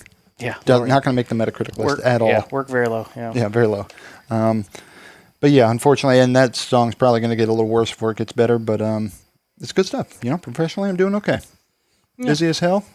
Feel like I'm going to die at any moment because I can't keep up, but I'm trying real hard, and it seems to be working out. Yeah, I hear you. Yeah, I work at a school, so I got to worry, well, I'm staying remote right now, but, I think I was telling my boss earlier today of who, they're going to do random testing on people, and they're not sure if they use staff or the students. And I'm like, students are the one who don't care if they're at a party with, 50 other people with no mask. Test them first. Yeah. So yeah, what's the campus doing right now? It's a mix right now. If you need the labs, you can come in. If you don't, stay home, do remote. Okay. Same thing with staff. And I presume they have social distancing in place. I mean, masks and 6 feet away kind of thing. Yep. And I've been practicing for this my whole life, so I'm ready. That's what I told my boss. I said I've been doing social distancing before it was cool, dude. Yeah, I know. It's not that bad. But I do miss some of my coworkers, so we do the coffee time over Zoom, in the afternoons. So. Yeah, it's a modern day thing. We stopped for the summer, but we've been doing. We're going to start them up again. I'm sure we've been doing. We have a weekly team call anyway, and. It ends at 4:30. Our workday ends at 5. So what we've been doing is just that last half an hour. We've been just kind of doing.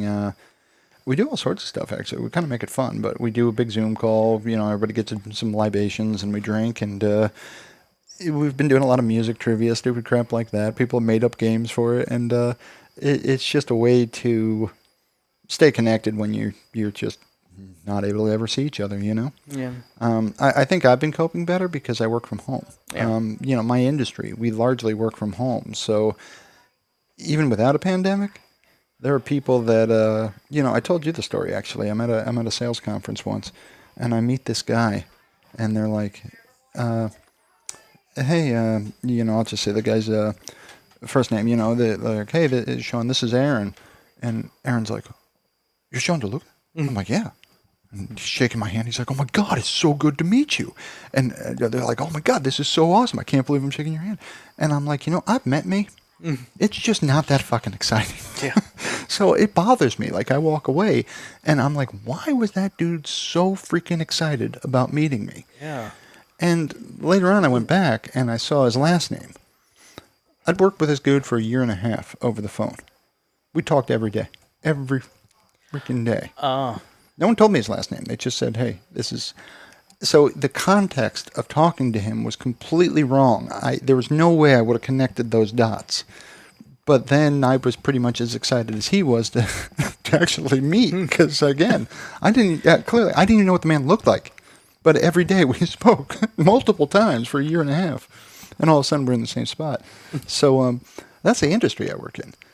So pandemic, it's, at least for us, it's not that big. It's not that big a change. Right. I've worked with people for years and literally never been.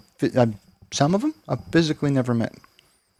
It's a weird thing, but it's what I do. So kind of we coped better than most, I think, with the pandemic. That's why they call it the new normal.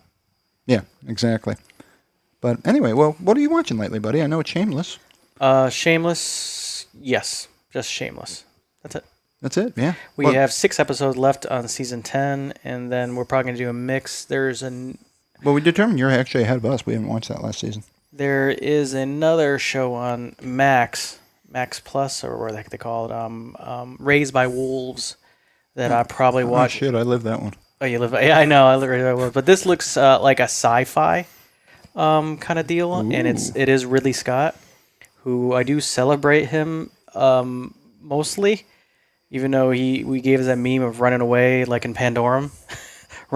They said they never learned the school of running away from things because in Pandorum the spaceship is a disc shape, and Charlize Theron is running away from this crashing ship directly in his line. In the line, yeah. You could have go just left. Yeah, she dies in a riptide. Yeah, she dies. But yeah, so this, yeah, it looks like a really weird and interesting movie. It looks like the Viking guy in it, but it does look like my cup of tea. But it's some weird sci-fi thing, and yeah, I'm gonna be checking that out. Interesting. All right. Yeah, you see a scene like that, I'm like, yeah, that seems that's scary as shit right there.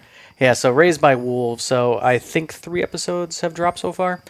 So I'm going to check it out to see if I'm going to stick with it. Yeah, it's something you can't binge. One, it's a Lovecraft thing? I don't know. Yeah, I think it might be Lovecraftian. Well, that... Oh, no. There's another show called Lovecraft Country, which I watched one episode of that. It's a different show, and I fell asleep.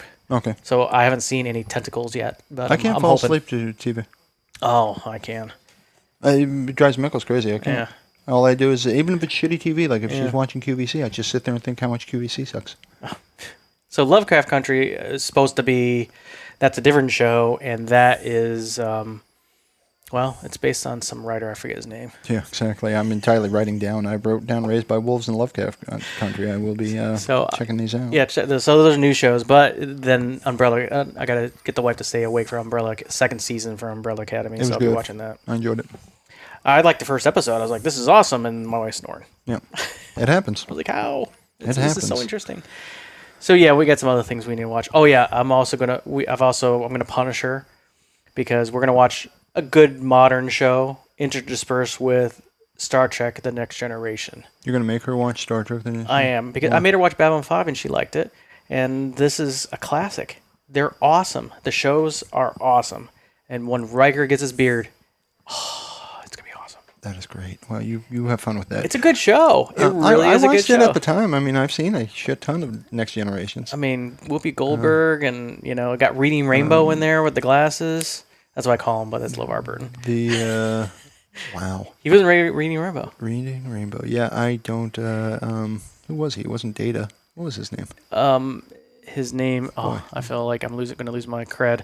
Yeah, seriously, I should know this. Geordi LaForge. LaForge. Thank you. Geordi LaForge. Yeah. Well, I got the last name. LaForge. Yeah, and he had the banana clip thing for his eyes, but eventually took that out and gave him actual eye sockets. Yeah, I watched that show, and yeah, it was good enough, and mad props to Patrick Stewart, no question. But no. Yeah, I don't think I'll be watching that again in this I lifetime. like odd sci-fis. Yeah, and this morality tales really is what they are. Yeah, see, I guess that's what it is. I like a good story, and that doesn't qualify. Yeah. We're watching a sci-fi right now, though, and we're watching Dark. It's on Netflix. Yeah. And it's fucking great. They're doing a great job. They are doing time travel, and they're not fucking it up. Oh, I like that. And that's hard. Like, I seriously don't think you should write about time travel because it's hard and you're going to fuck it up. And it is complicated. Like, I can tell you already, I kind of want to go back and watch it again already. The whole thing. Maybe you already did. Just so I can figure it out. Well, if I figured it out, yeah, that just hasn't gotten here yet because it is that kind of complicated. Yeah, people are meeting themselves on the reg here. Yeah. It's That's fucked awesome. up. And they're like, dude, there's no way you're me because what the fuck? And you'd be like, yep, I said that too. And it's like, whoa. Jeez. So it is complicated, but I'm enjoying that. And the other one is, I'd say it's a Mickles show, but I'm truly loving it. And that would be an Amazon show, and that is The Marvelous Mrs. Maisel. Oh, I've heard of that. I think she won some Golden Globes on that one. She's a freaking riot, and she's easy on the eyes. Don't know what her age is, but I think she just barely makes the mark where she's old enough for me not to feel like a dirty old man. But she's a pretty girl, absolutely hysterical. I mean, just it's funny. It truly is funny. She's talented. Well, here's an odd question though. What's your favorite time travel movie? I'm probably going to go with you actually. Well, I don't know if it's my favorite, but do you know which one mine is? Yeah, I know what the best one is, and I know what my favorite is. And I think I'm going to go with your answers on both of them. So the best is Primer, and the favorite is Time Bandits. Oh, shoot. I picked the wrong one as my favorite. Yeah, what were you going to go with? About Time. About Time. I thought that was a chick flick. I haven't really watched it. It's really really good time travel movie. I'm gonna have to.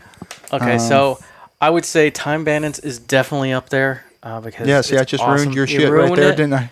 But So you were wrong. I was right. You're yeah, gonna have to admit it. I'm gonna have to admit Time Bandits is a great movie, and I watched it not that long ago again. I haven't seen it in a long, long time, but Great movie. I think I was right. What modern audiences would probably be able to enjoy about time. Not, I'm not saying Time Bandits is a difficult movie, but it's you have to be a major nerd to really like that movie because it's kind of out there. Oh, that explains a lot. Then. Yeah, I know. Because I'm quite fond.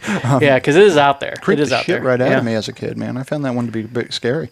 Yeah, I found it weird that Sean Connery was like right at the very end of the movie. What's that was her hilarious. name? Adams, I want to say. What's About Time girl's names? I like her. She's Rachel McAdams. Rachel But she's not what McAdams. made the movie good. Although she's cute, it's really just the guy. Yeah, she's a cute girl. Yeah, she's probably too young. Domhnall Gleeson played the lead character, but it was basically him and his relationship with his father.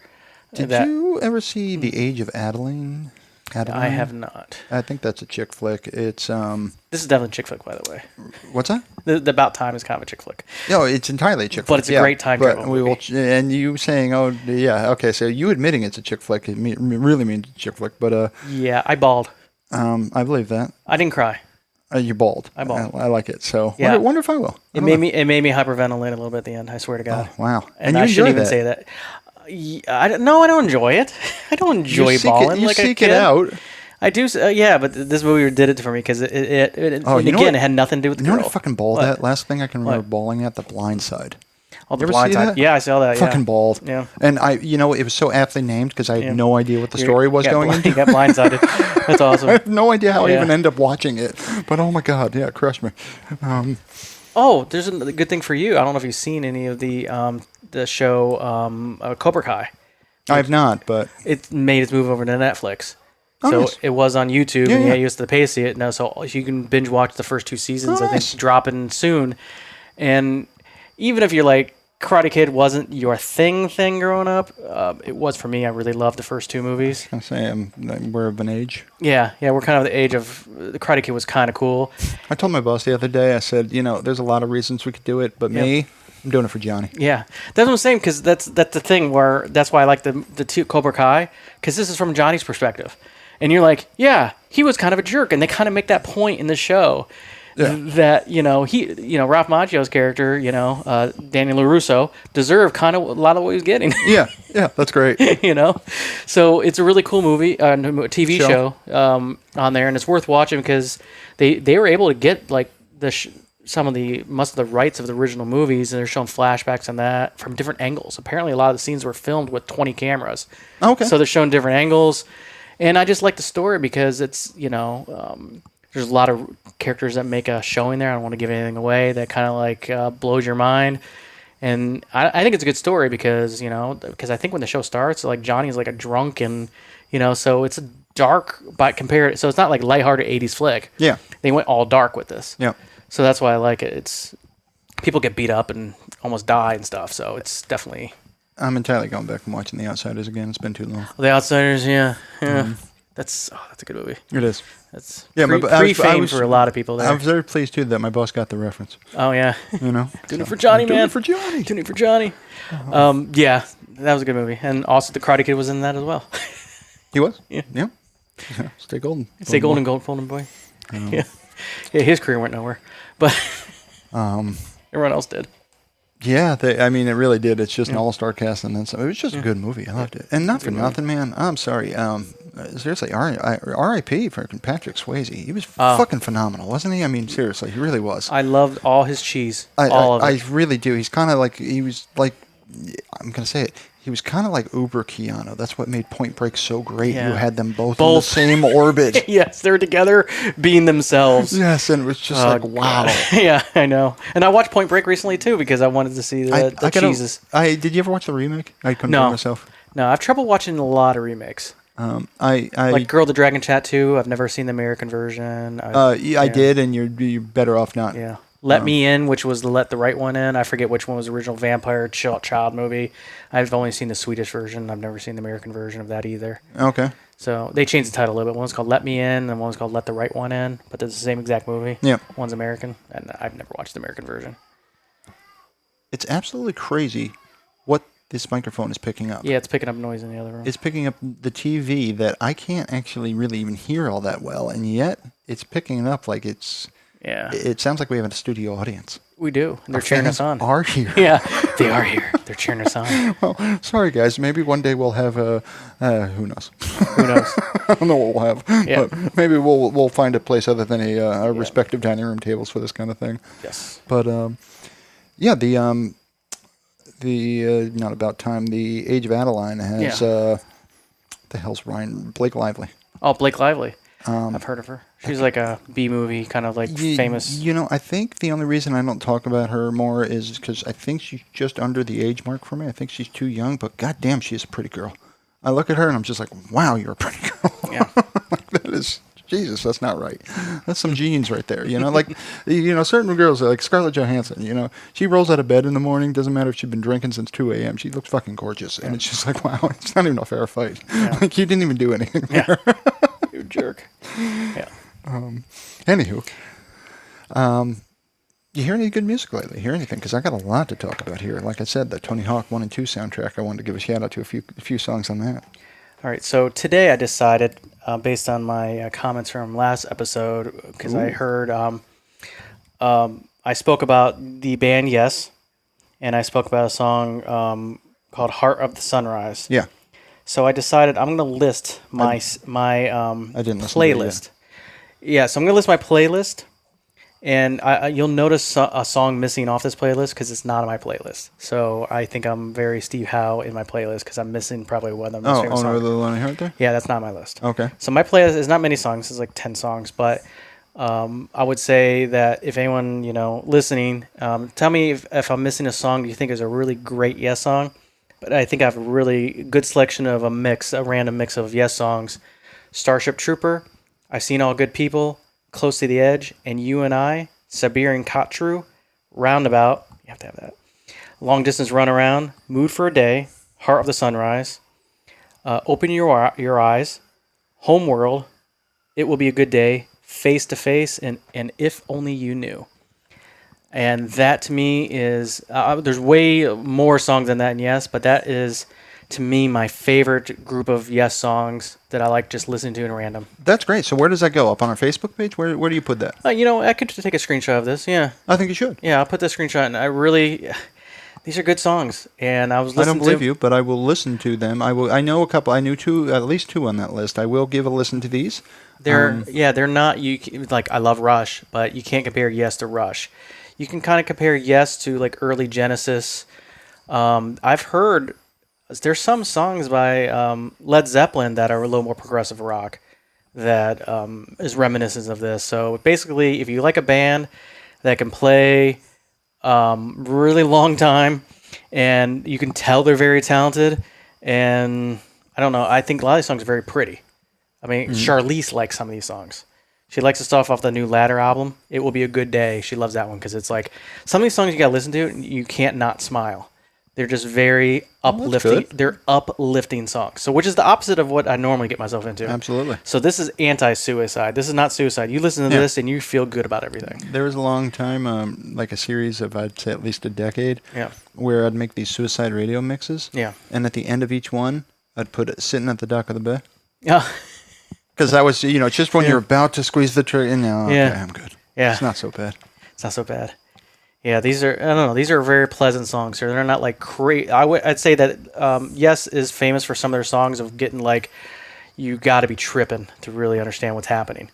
They have songs like that. You have to be tripping because they're just way out there. Well, they were the right era too. Yeah, they probably were. Yeah, middle of the '60s definitely were very tripping songs. If you look at their album covers, they're all like these weird alien worlds. I love their artwork. The great artwork on their album covers. I will give them a listen. Actually, I'll be honest, last time I was actually listening to something, I was working on spreadsheets, and I was listening to our show. Yep, I admitted it. I listened to our show. Yeah. When I'm working, sometimes I listen. Now, that's what I've been doing now is throwing in like an album that I like or a playlist, and I just crank that on my headphones while I'm working. It's so funny. Like almost every day I start Pandora. Yeah. Almost every day. Yeah. Some days I pause it about quarter way into the first song, and that song never gets unpaused. Other days I'm able to actually listen. I like to listen. It's a skill I picked up a long time ago. This is a tangent. When I was in 7th grade, back in the days when I used to read, there was a time. And I used to read, and this is a true story. It's lame, but this is 7th grade, and I had a portable cassette player, probably a Sony Walkman, or knowing me, it was probably some knockoff. And sure, exactly. yeah, probably wasn't. You had the actual Sony Walkman. Yeah, I had the Sony Walkman. That's what I had. Yeah, something tells me it wasn't an actual Sony Walkman. It would not fit. But I was suspended from school for fighting. Do tell the story. Who the hell? Yeah. I didn't get in a fight. Basically, this kid, I got a little argument with the kid. He pushed me. I pushed him back. I went to a school that I shouldn't have been in because my parents were scared and moved me to this yuppie school. And they are very strict. And they're like, you're out of here for 2 weeks. And I'm like, this is the middle semester. I'm a straight A student. I was at the time. So we actually went to the Board of Education and begged them not to suspend me because it's going to affect my future and my grades. This happened. And is that when they sent you to live with your auntie and your uncle? They did, yes. They definitely did. So the Board of Education listened to my story. I'm like, all I did was push him. I said he punched me. I pushed him back. That was it. Yeah, you're suspended for 2 weeks. What happened to the kid that punched you? I never saw him again. Wow, that was a harsh school. Yeah, it was a harsh school. Shit. Yeah, I literally never saw him again. He was never heard from again. Yeah, actually, I remember his name. I won't say it. Boy, I think you got off easy with the 2 week suspension in hindsight. So what this tangent was doing is that then I went to, I had to stay home. My parents punished me like I'm a bad person, of vacuuming all the spider webs in the basement. And every time I took a break from that, I would sit on the couch, read a book called Alfred Hitchcock and the Three Investigators. Okay. Because I was in 7th grade. I loved Alfred Hitchcock. This was the weird children solving crimes with their their Alfred Hitchcock playing the role of giving them direction. Like Clue. Yeah. Yeah. So he's gonna give them direction, and I would listen. And a lot of people say they can't do this, but I was listening to music the whole time, and I will never forget what I listened to. I listened to a Weird Al Yankovic album. That's fantastic. That had Yoda on it, George of the Jungle. I entirely had that one. It was Like a Virgin. Yeah, Like a Surgeon. Like a Surgeon. That's like right. a surgeon. Hey! So I listened to that over and over again during those 2 weeks. I entirely had that album. Yeah. It was the one before he did the Bad remake. Yeah. But I don't remember what it was. It might have been Like a Surgeon. Might have been the name of that album.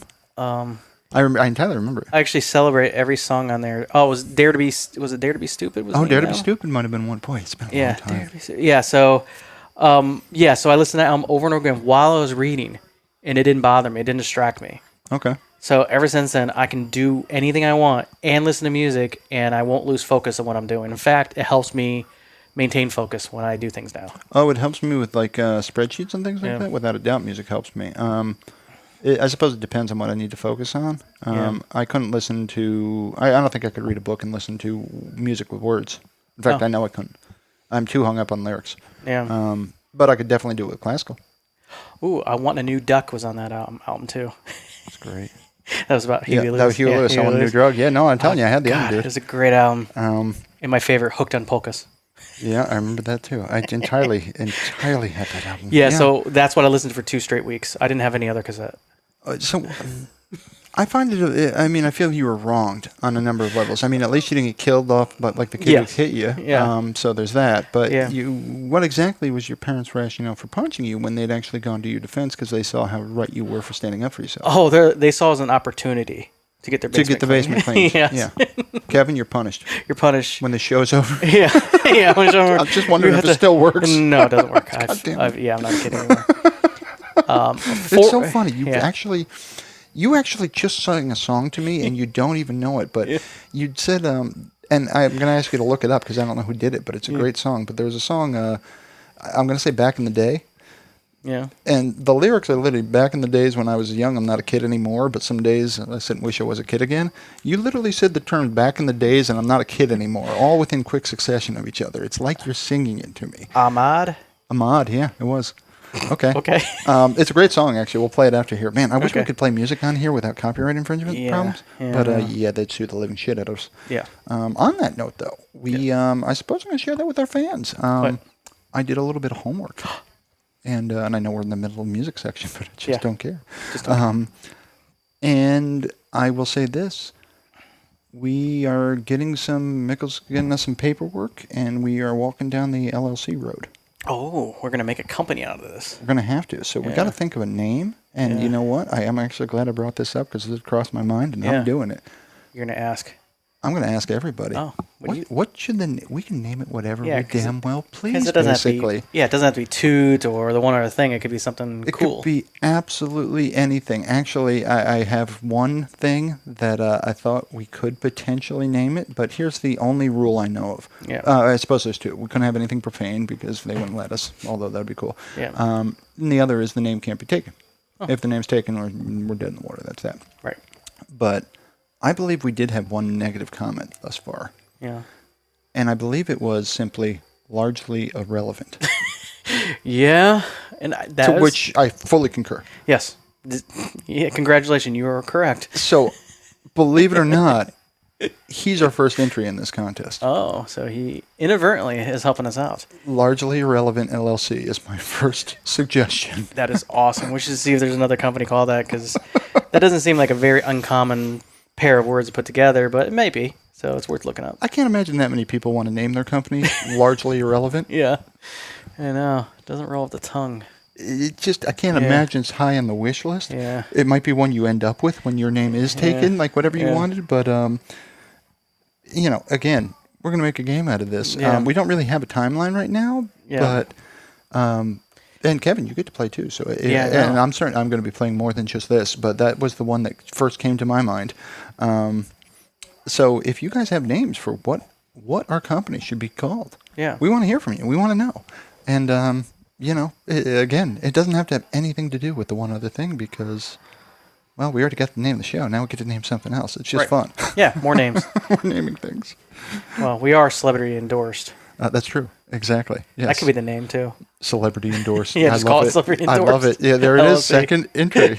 I'm writing it down. Celebrity endorsed. Yep, celebrity endorsed. Oh, I love that. Oh, if Kevin Smith knew this is how he's helping. I don't know. He's like, God damn, here's your money. Give me that video back. Yes. I will take it back, please. Okay, so music. I wrote down so much today.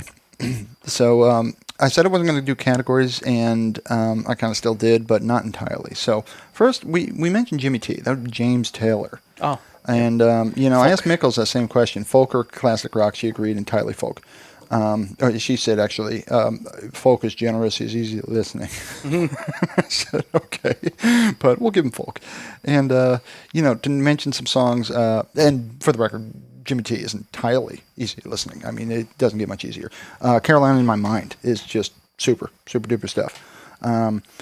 In fact, that's by far my favorite James Taylor song. I heard it a trillion times. I absolutely love it. It's got a line in there that just fucking blows me away. And it's, there ain't no doubt in no one's mind that love's the finest thing around, so whisper something soft and kind. Just like, goddamn, it hits me every time. I love that line. But he's got he's seriously got a whole catalog of stuff, guys. I mean, it's just outrageous. Mexico is a good one.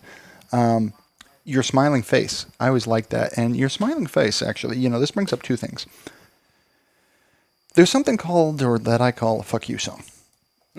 And, when you're listening to Rage Against the Cheese, almost every song is a fuck you song because he's literally saying fuck you throughout it. Yes, those are pretty obvious. Everyone can get those. But there's all sorts of songs that are fuck you songs that aren't necessarily on the nose about it.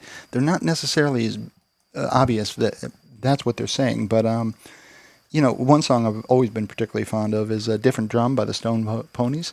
You might know it if you heard it. I don't know if you do just from the name. But it sounds like a happy, upbeat song, and it's a phenomenal song. Seriously, Linda Ronstadt, amazing stuff. But it is as fuck you a song as ever there was. And I will argue that Your Smiling Face by James Taylor is a fuck you song. Even though you'd never think it. It's very sweet words. But at some point, he's basically going on about, no one can tell me I'm doing wrong today whenever I see your smiling face. So he's basically saying, ran out of fucks to give, folks. As long as I'm keeping this woman happy, I'm a happy camper. Don't really care what anyone else thinks about it. Yeah. And I dig that. I even like some of his later stuff, like Copperline was a great song. Great song. Jimmy T, if easy listening is your thing. If, classic rock, everybody's surprised that Zeppelin wasn't the first choice. Yep. If somehow you don't know Zeppelin, I will admit, and I think I told you this the other day, personally, when I'm confronted by genius, I'm often not smart enough to recognize it for what it is. It takes my little brain a little time to catch up. So I heard about Zeppelin. Oh my God, Zeppelin! You gotta listen to Zeppelin. They're the greatest thing ever.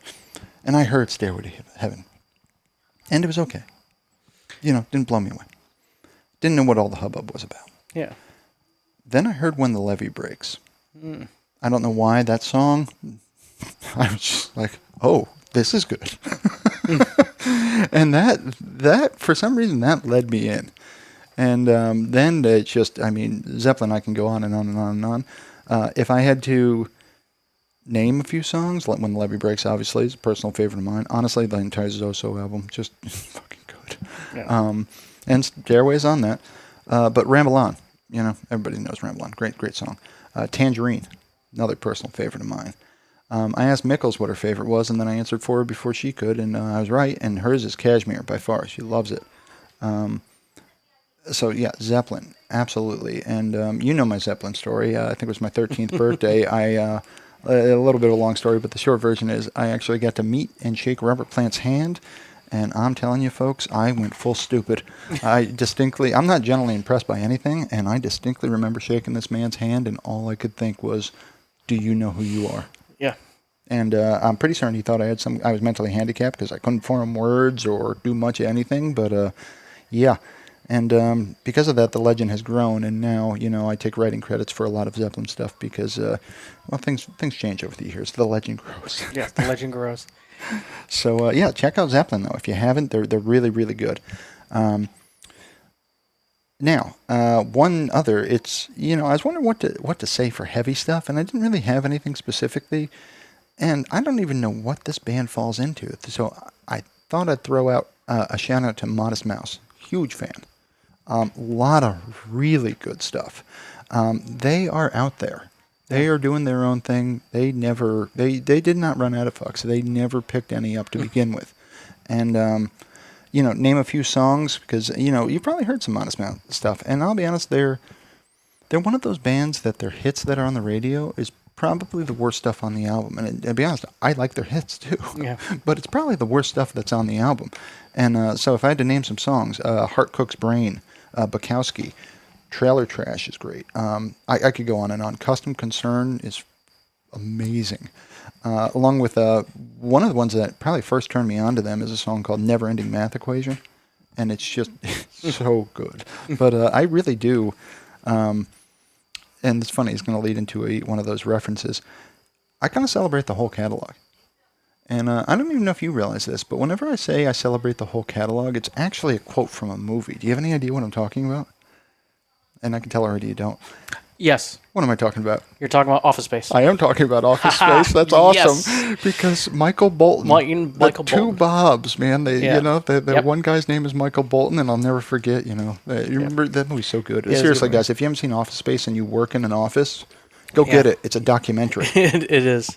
And he did work in an office for Mike Judge. There's absolutely no way on God's green earth you could come up with those jokes and not have worked in an office because they are too spot on. Yeah. And I hate printers too. Do you remember why he never changed his name? Because I love that. Because somebody asked him, because the character's name is Michael Bolton. Why would I change my name? He's the no talent, what do you say? No talent? Ass clown. Ass clown. That's it. Ass clown. He's the one who sucks, yeah. Oh, so good.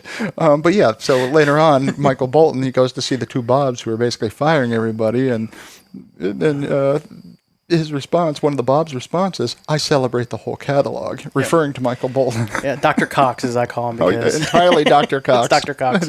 Yeah, he's always Dr. Cox. He always will be. Oh, it's great. I agree with that. Yeah. I fully agree. And that dude's a riot, to be honest with you. He is.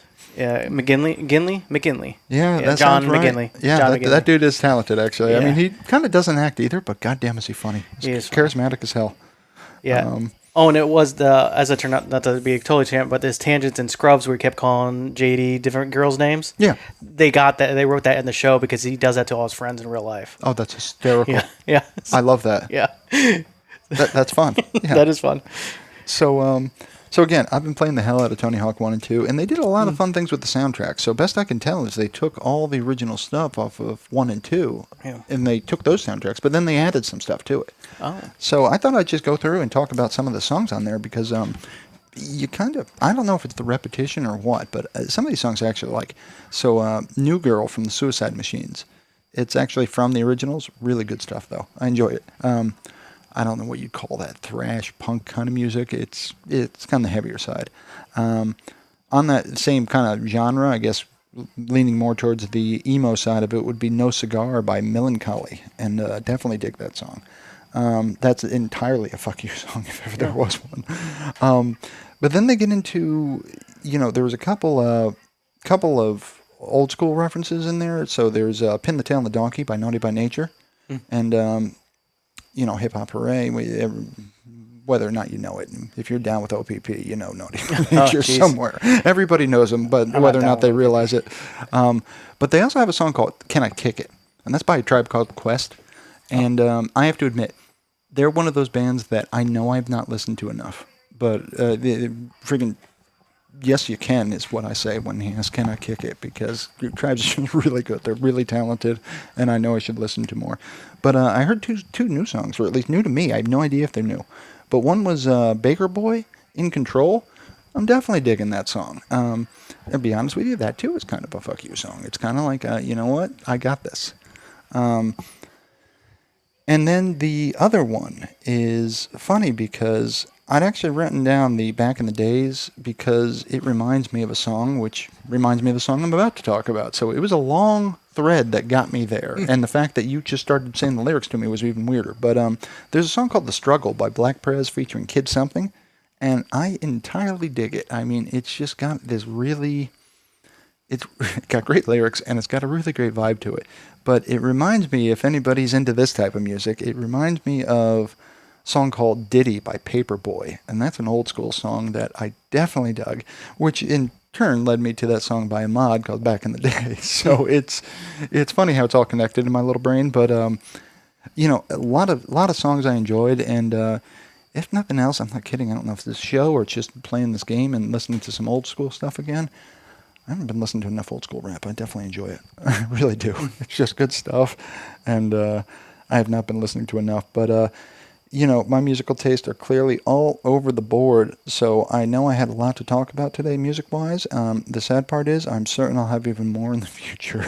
There's just so much good music out there, folks. And honestly, even if you listen to country, I can't stand country, but listen to whatever you like. And you know what? My advice is listen to it loud. Yep. On that note, actually, we grew up, I had this friend, Miklos was with me.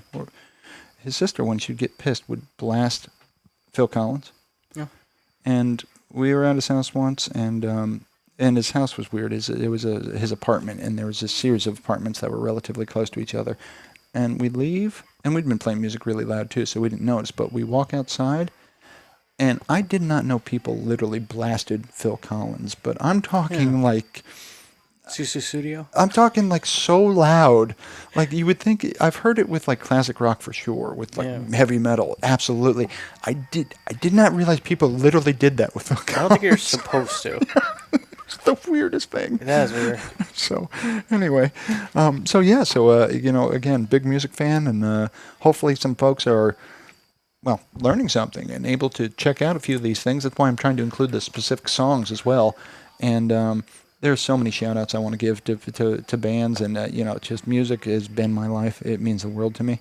Well, I would like to give an anti-shout-out. Is that something we can do? Yeah, absolutely. Actually, it's funny. We have something called the Cheers Award where I work, and it's basically if I work with you and I see you do something awesome, I can just kind of give you this little award where your boss will see it and people will recognize it. And I keep asking my boss, where's the fuck that guy button? Yeah. Because I need that. So we can have that button in this show because it's our show. So, we can have the fuck that guy section. Yeah, I have an anti-shout-out to a band, to a musical band that... Nickelback. Yes, it's Nickelback. I just Whoa, how have they fallen from grace? They've fallen from grace because I watched a documentary that says, why does everybody hate Nickelback? I know why. They suck. It was more than that. Oh. They were just jerks.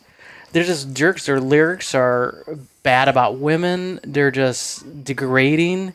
And so listen to this documentary, and they don't give two shits. They're like, hey, screw you. We're just going to put a song about even more degrading about women. So I started listening to that and listening to the documentary. I'm like... Yeah, I feel bad about ever liking their music after watching this. Wow, so you are just a chauvinistic pig because you like Nickelback. Not on purpose. That's So like a double. Yeah, I know. They sucked before I knew that. Right. So if you like Nickelback, you're a jerk. So I'm not gonna. I agreed with that before this segment. Before this, I know, but me, you know that I do have a greatest hits, Unblanked disc too. that I have. Yeah. Oh.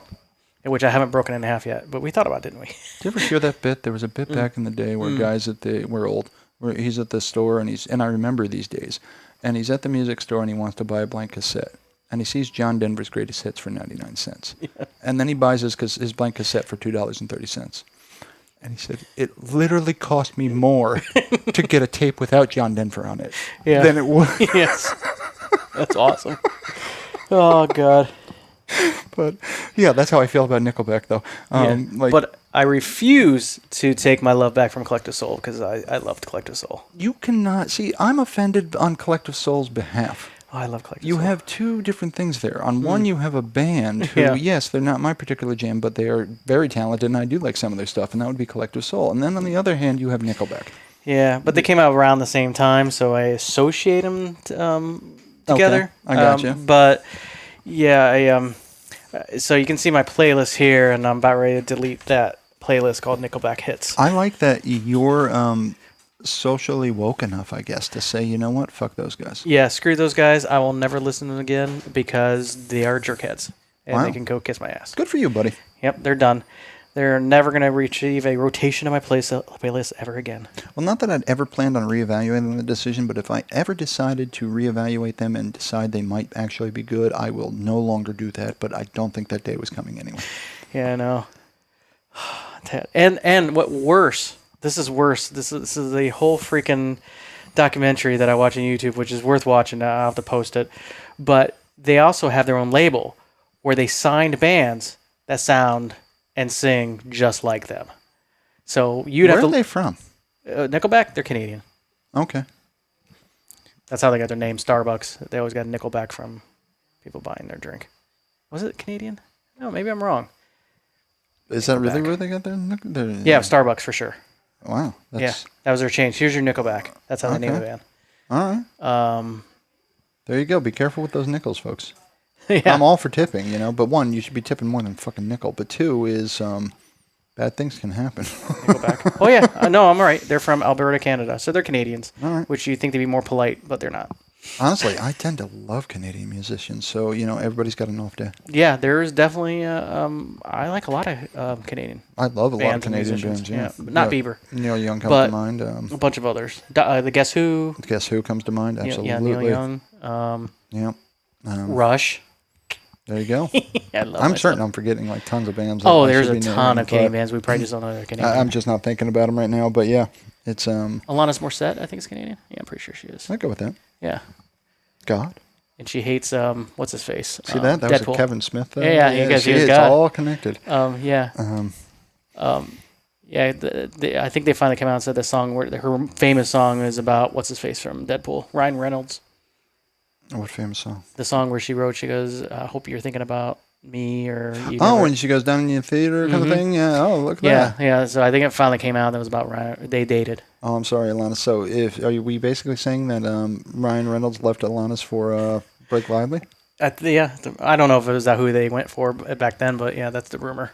Yeah, I'm sorry. I'd be like, yeah, I'm sorry, I gotta go. Sorry, Alanis. Yeah, why don't you put one hand in your pocket? I'll give you a high five. Yeah, high five. Yeah. Referencing all her lyrics. That's awesome. Yeah. I'll never forget when her song came out, Ironic, and people point out, go, yeah, there's like two sentences in there that are ironic. Everything else is a coincidence, just so you know. Yep. That is fantastic. Isn't it ironic? No, actually. No, actually, no. No, it's ironic. It's not. I still like the song, though. Yeah, no, it's good. It's props to Alanis, honestly. I'm a big fan, but yeah, it's you want to know what's really ironic? Yeah, really ironic. There's hardly anything ironic in your ironic song. Oh, that's yeah, awesome. But I still, yeah. Maybe that word doesn't mean what you think it means. Yes, you keep saying that word. It doesn't mean what you think it means. So good. It's inconceivable. I was wearing my. I have a shirt that it looks like it has one of those stickers on there, and it says "Hello, my name is." Yeah. And then it says Inigo Montoya, you killed my father. Prepare to die. Yeah. And I was just wearing that at work, and I wasn't thinking about it. So again, I work from home, so I get on a call though, and it's all internal. Else I would have been dressed up, but. I have that shirt on, and sure enough, we're like halfway through the call, and everybody stops, and they're like, "We got to know, what does your shirt say?" What does your shirt say? If you must know, I would have said, hello. I entirely did. Yes. Oh, I entirely went through it, yeah. Yes. And, like half of them look at me like I got two heads, and the other half's rolling, so. You have to be live in the 80s to get that one. It's good stuff. Oh, my God. If you haven't seen The Princess Bride, I mean. It holds up. Go see The Princess Bride, yeah. It's just so good. But, we've been rambling for a long fucking time. Yeah, this is now almost our longest episode in another minute. And we just done that, so yeah, we better land our plane here. But shout outs to pretty much all our fans. Thank you all. Yes. R.I.P. Diana Rigg. Really sorry about that one. That is a bummer. And whatever your jam, even if it's Nickelback, you play that shit loud. Just don't do it near me, or there will be words. But if that's your jam, so be it. Yeah, you're a jerk though. Yes, absolutely. You shouldn't listen to Nickelback. You can't listen to Nickelback. Bad for you. They're bad. It's just shit music. Don't listen to it. But that's the thing. We all got an opinion, and I'm of the belief we should share it. Yeah. And believe me, I'll tell you when it's wrong. Yeah. And I completely appreciate when you feel the same way. So if you are a giant Nickelback fan and you happen to be a tutor as well, please write in. We want to hear from you. Yeah. Don't get me wrong. There's absolutely no words in any order that are going to change my mind on that one. No. But I want you to try. Yes. And then I'll email you the link to the YouTube documentary I just watched. And you'll hate them too. You know what? We might do some good in the world with this show. Yes. If we can save one child from becoming a Nickelback fan. Yes. We've done our job. My life will have purpose. Yeah. So that can't be the name of our company. Is we're trying to save people from Nickelback? Yeah, that sounds great. Yeah. Yes. Kids don't do Nickelback. Yes. Don't do Nickelback. That'd be awesome. Just say no. Just say no. Oh boy. Okay. Well, I think I've summoned enough of my inner Nancy Reagan here. So yes. With that, I think this is Sean. And this is Kevin. That's the one other thing. Good night.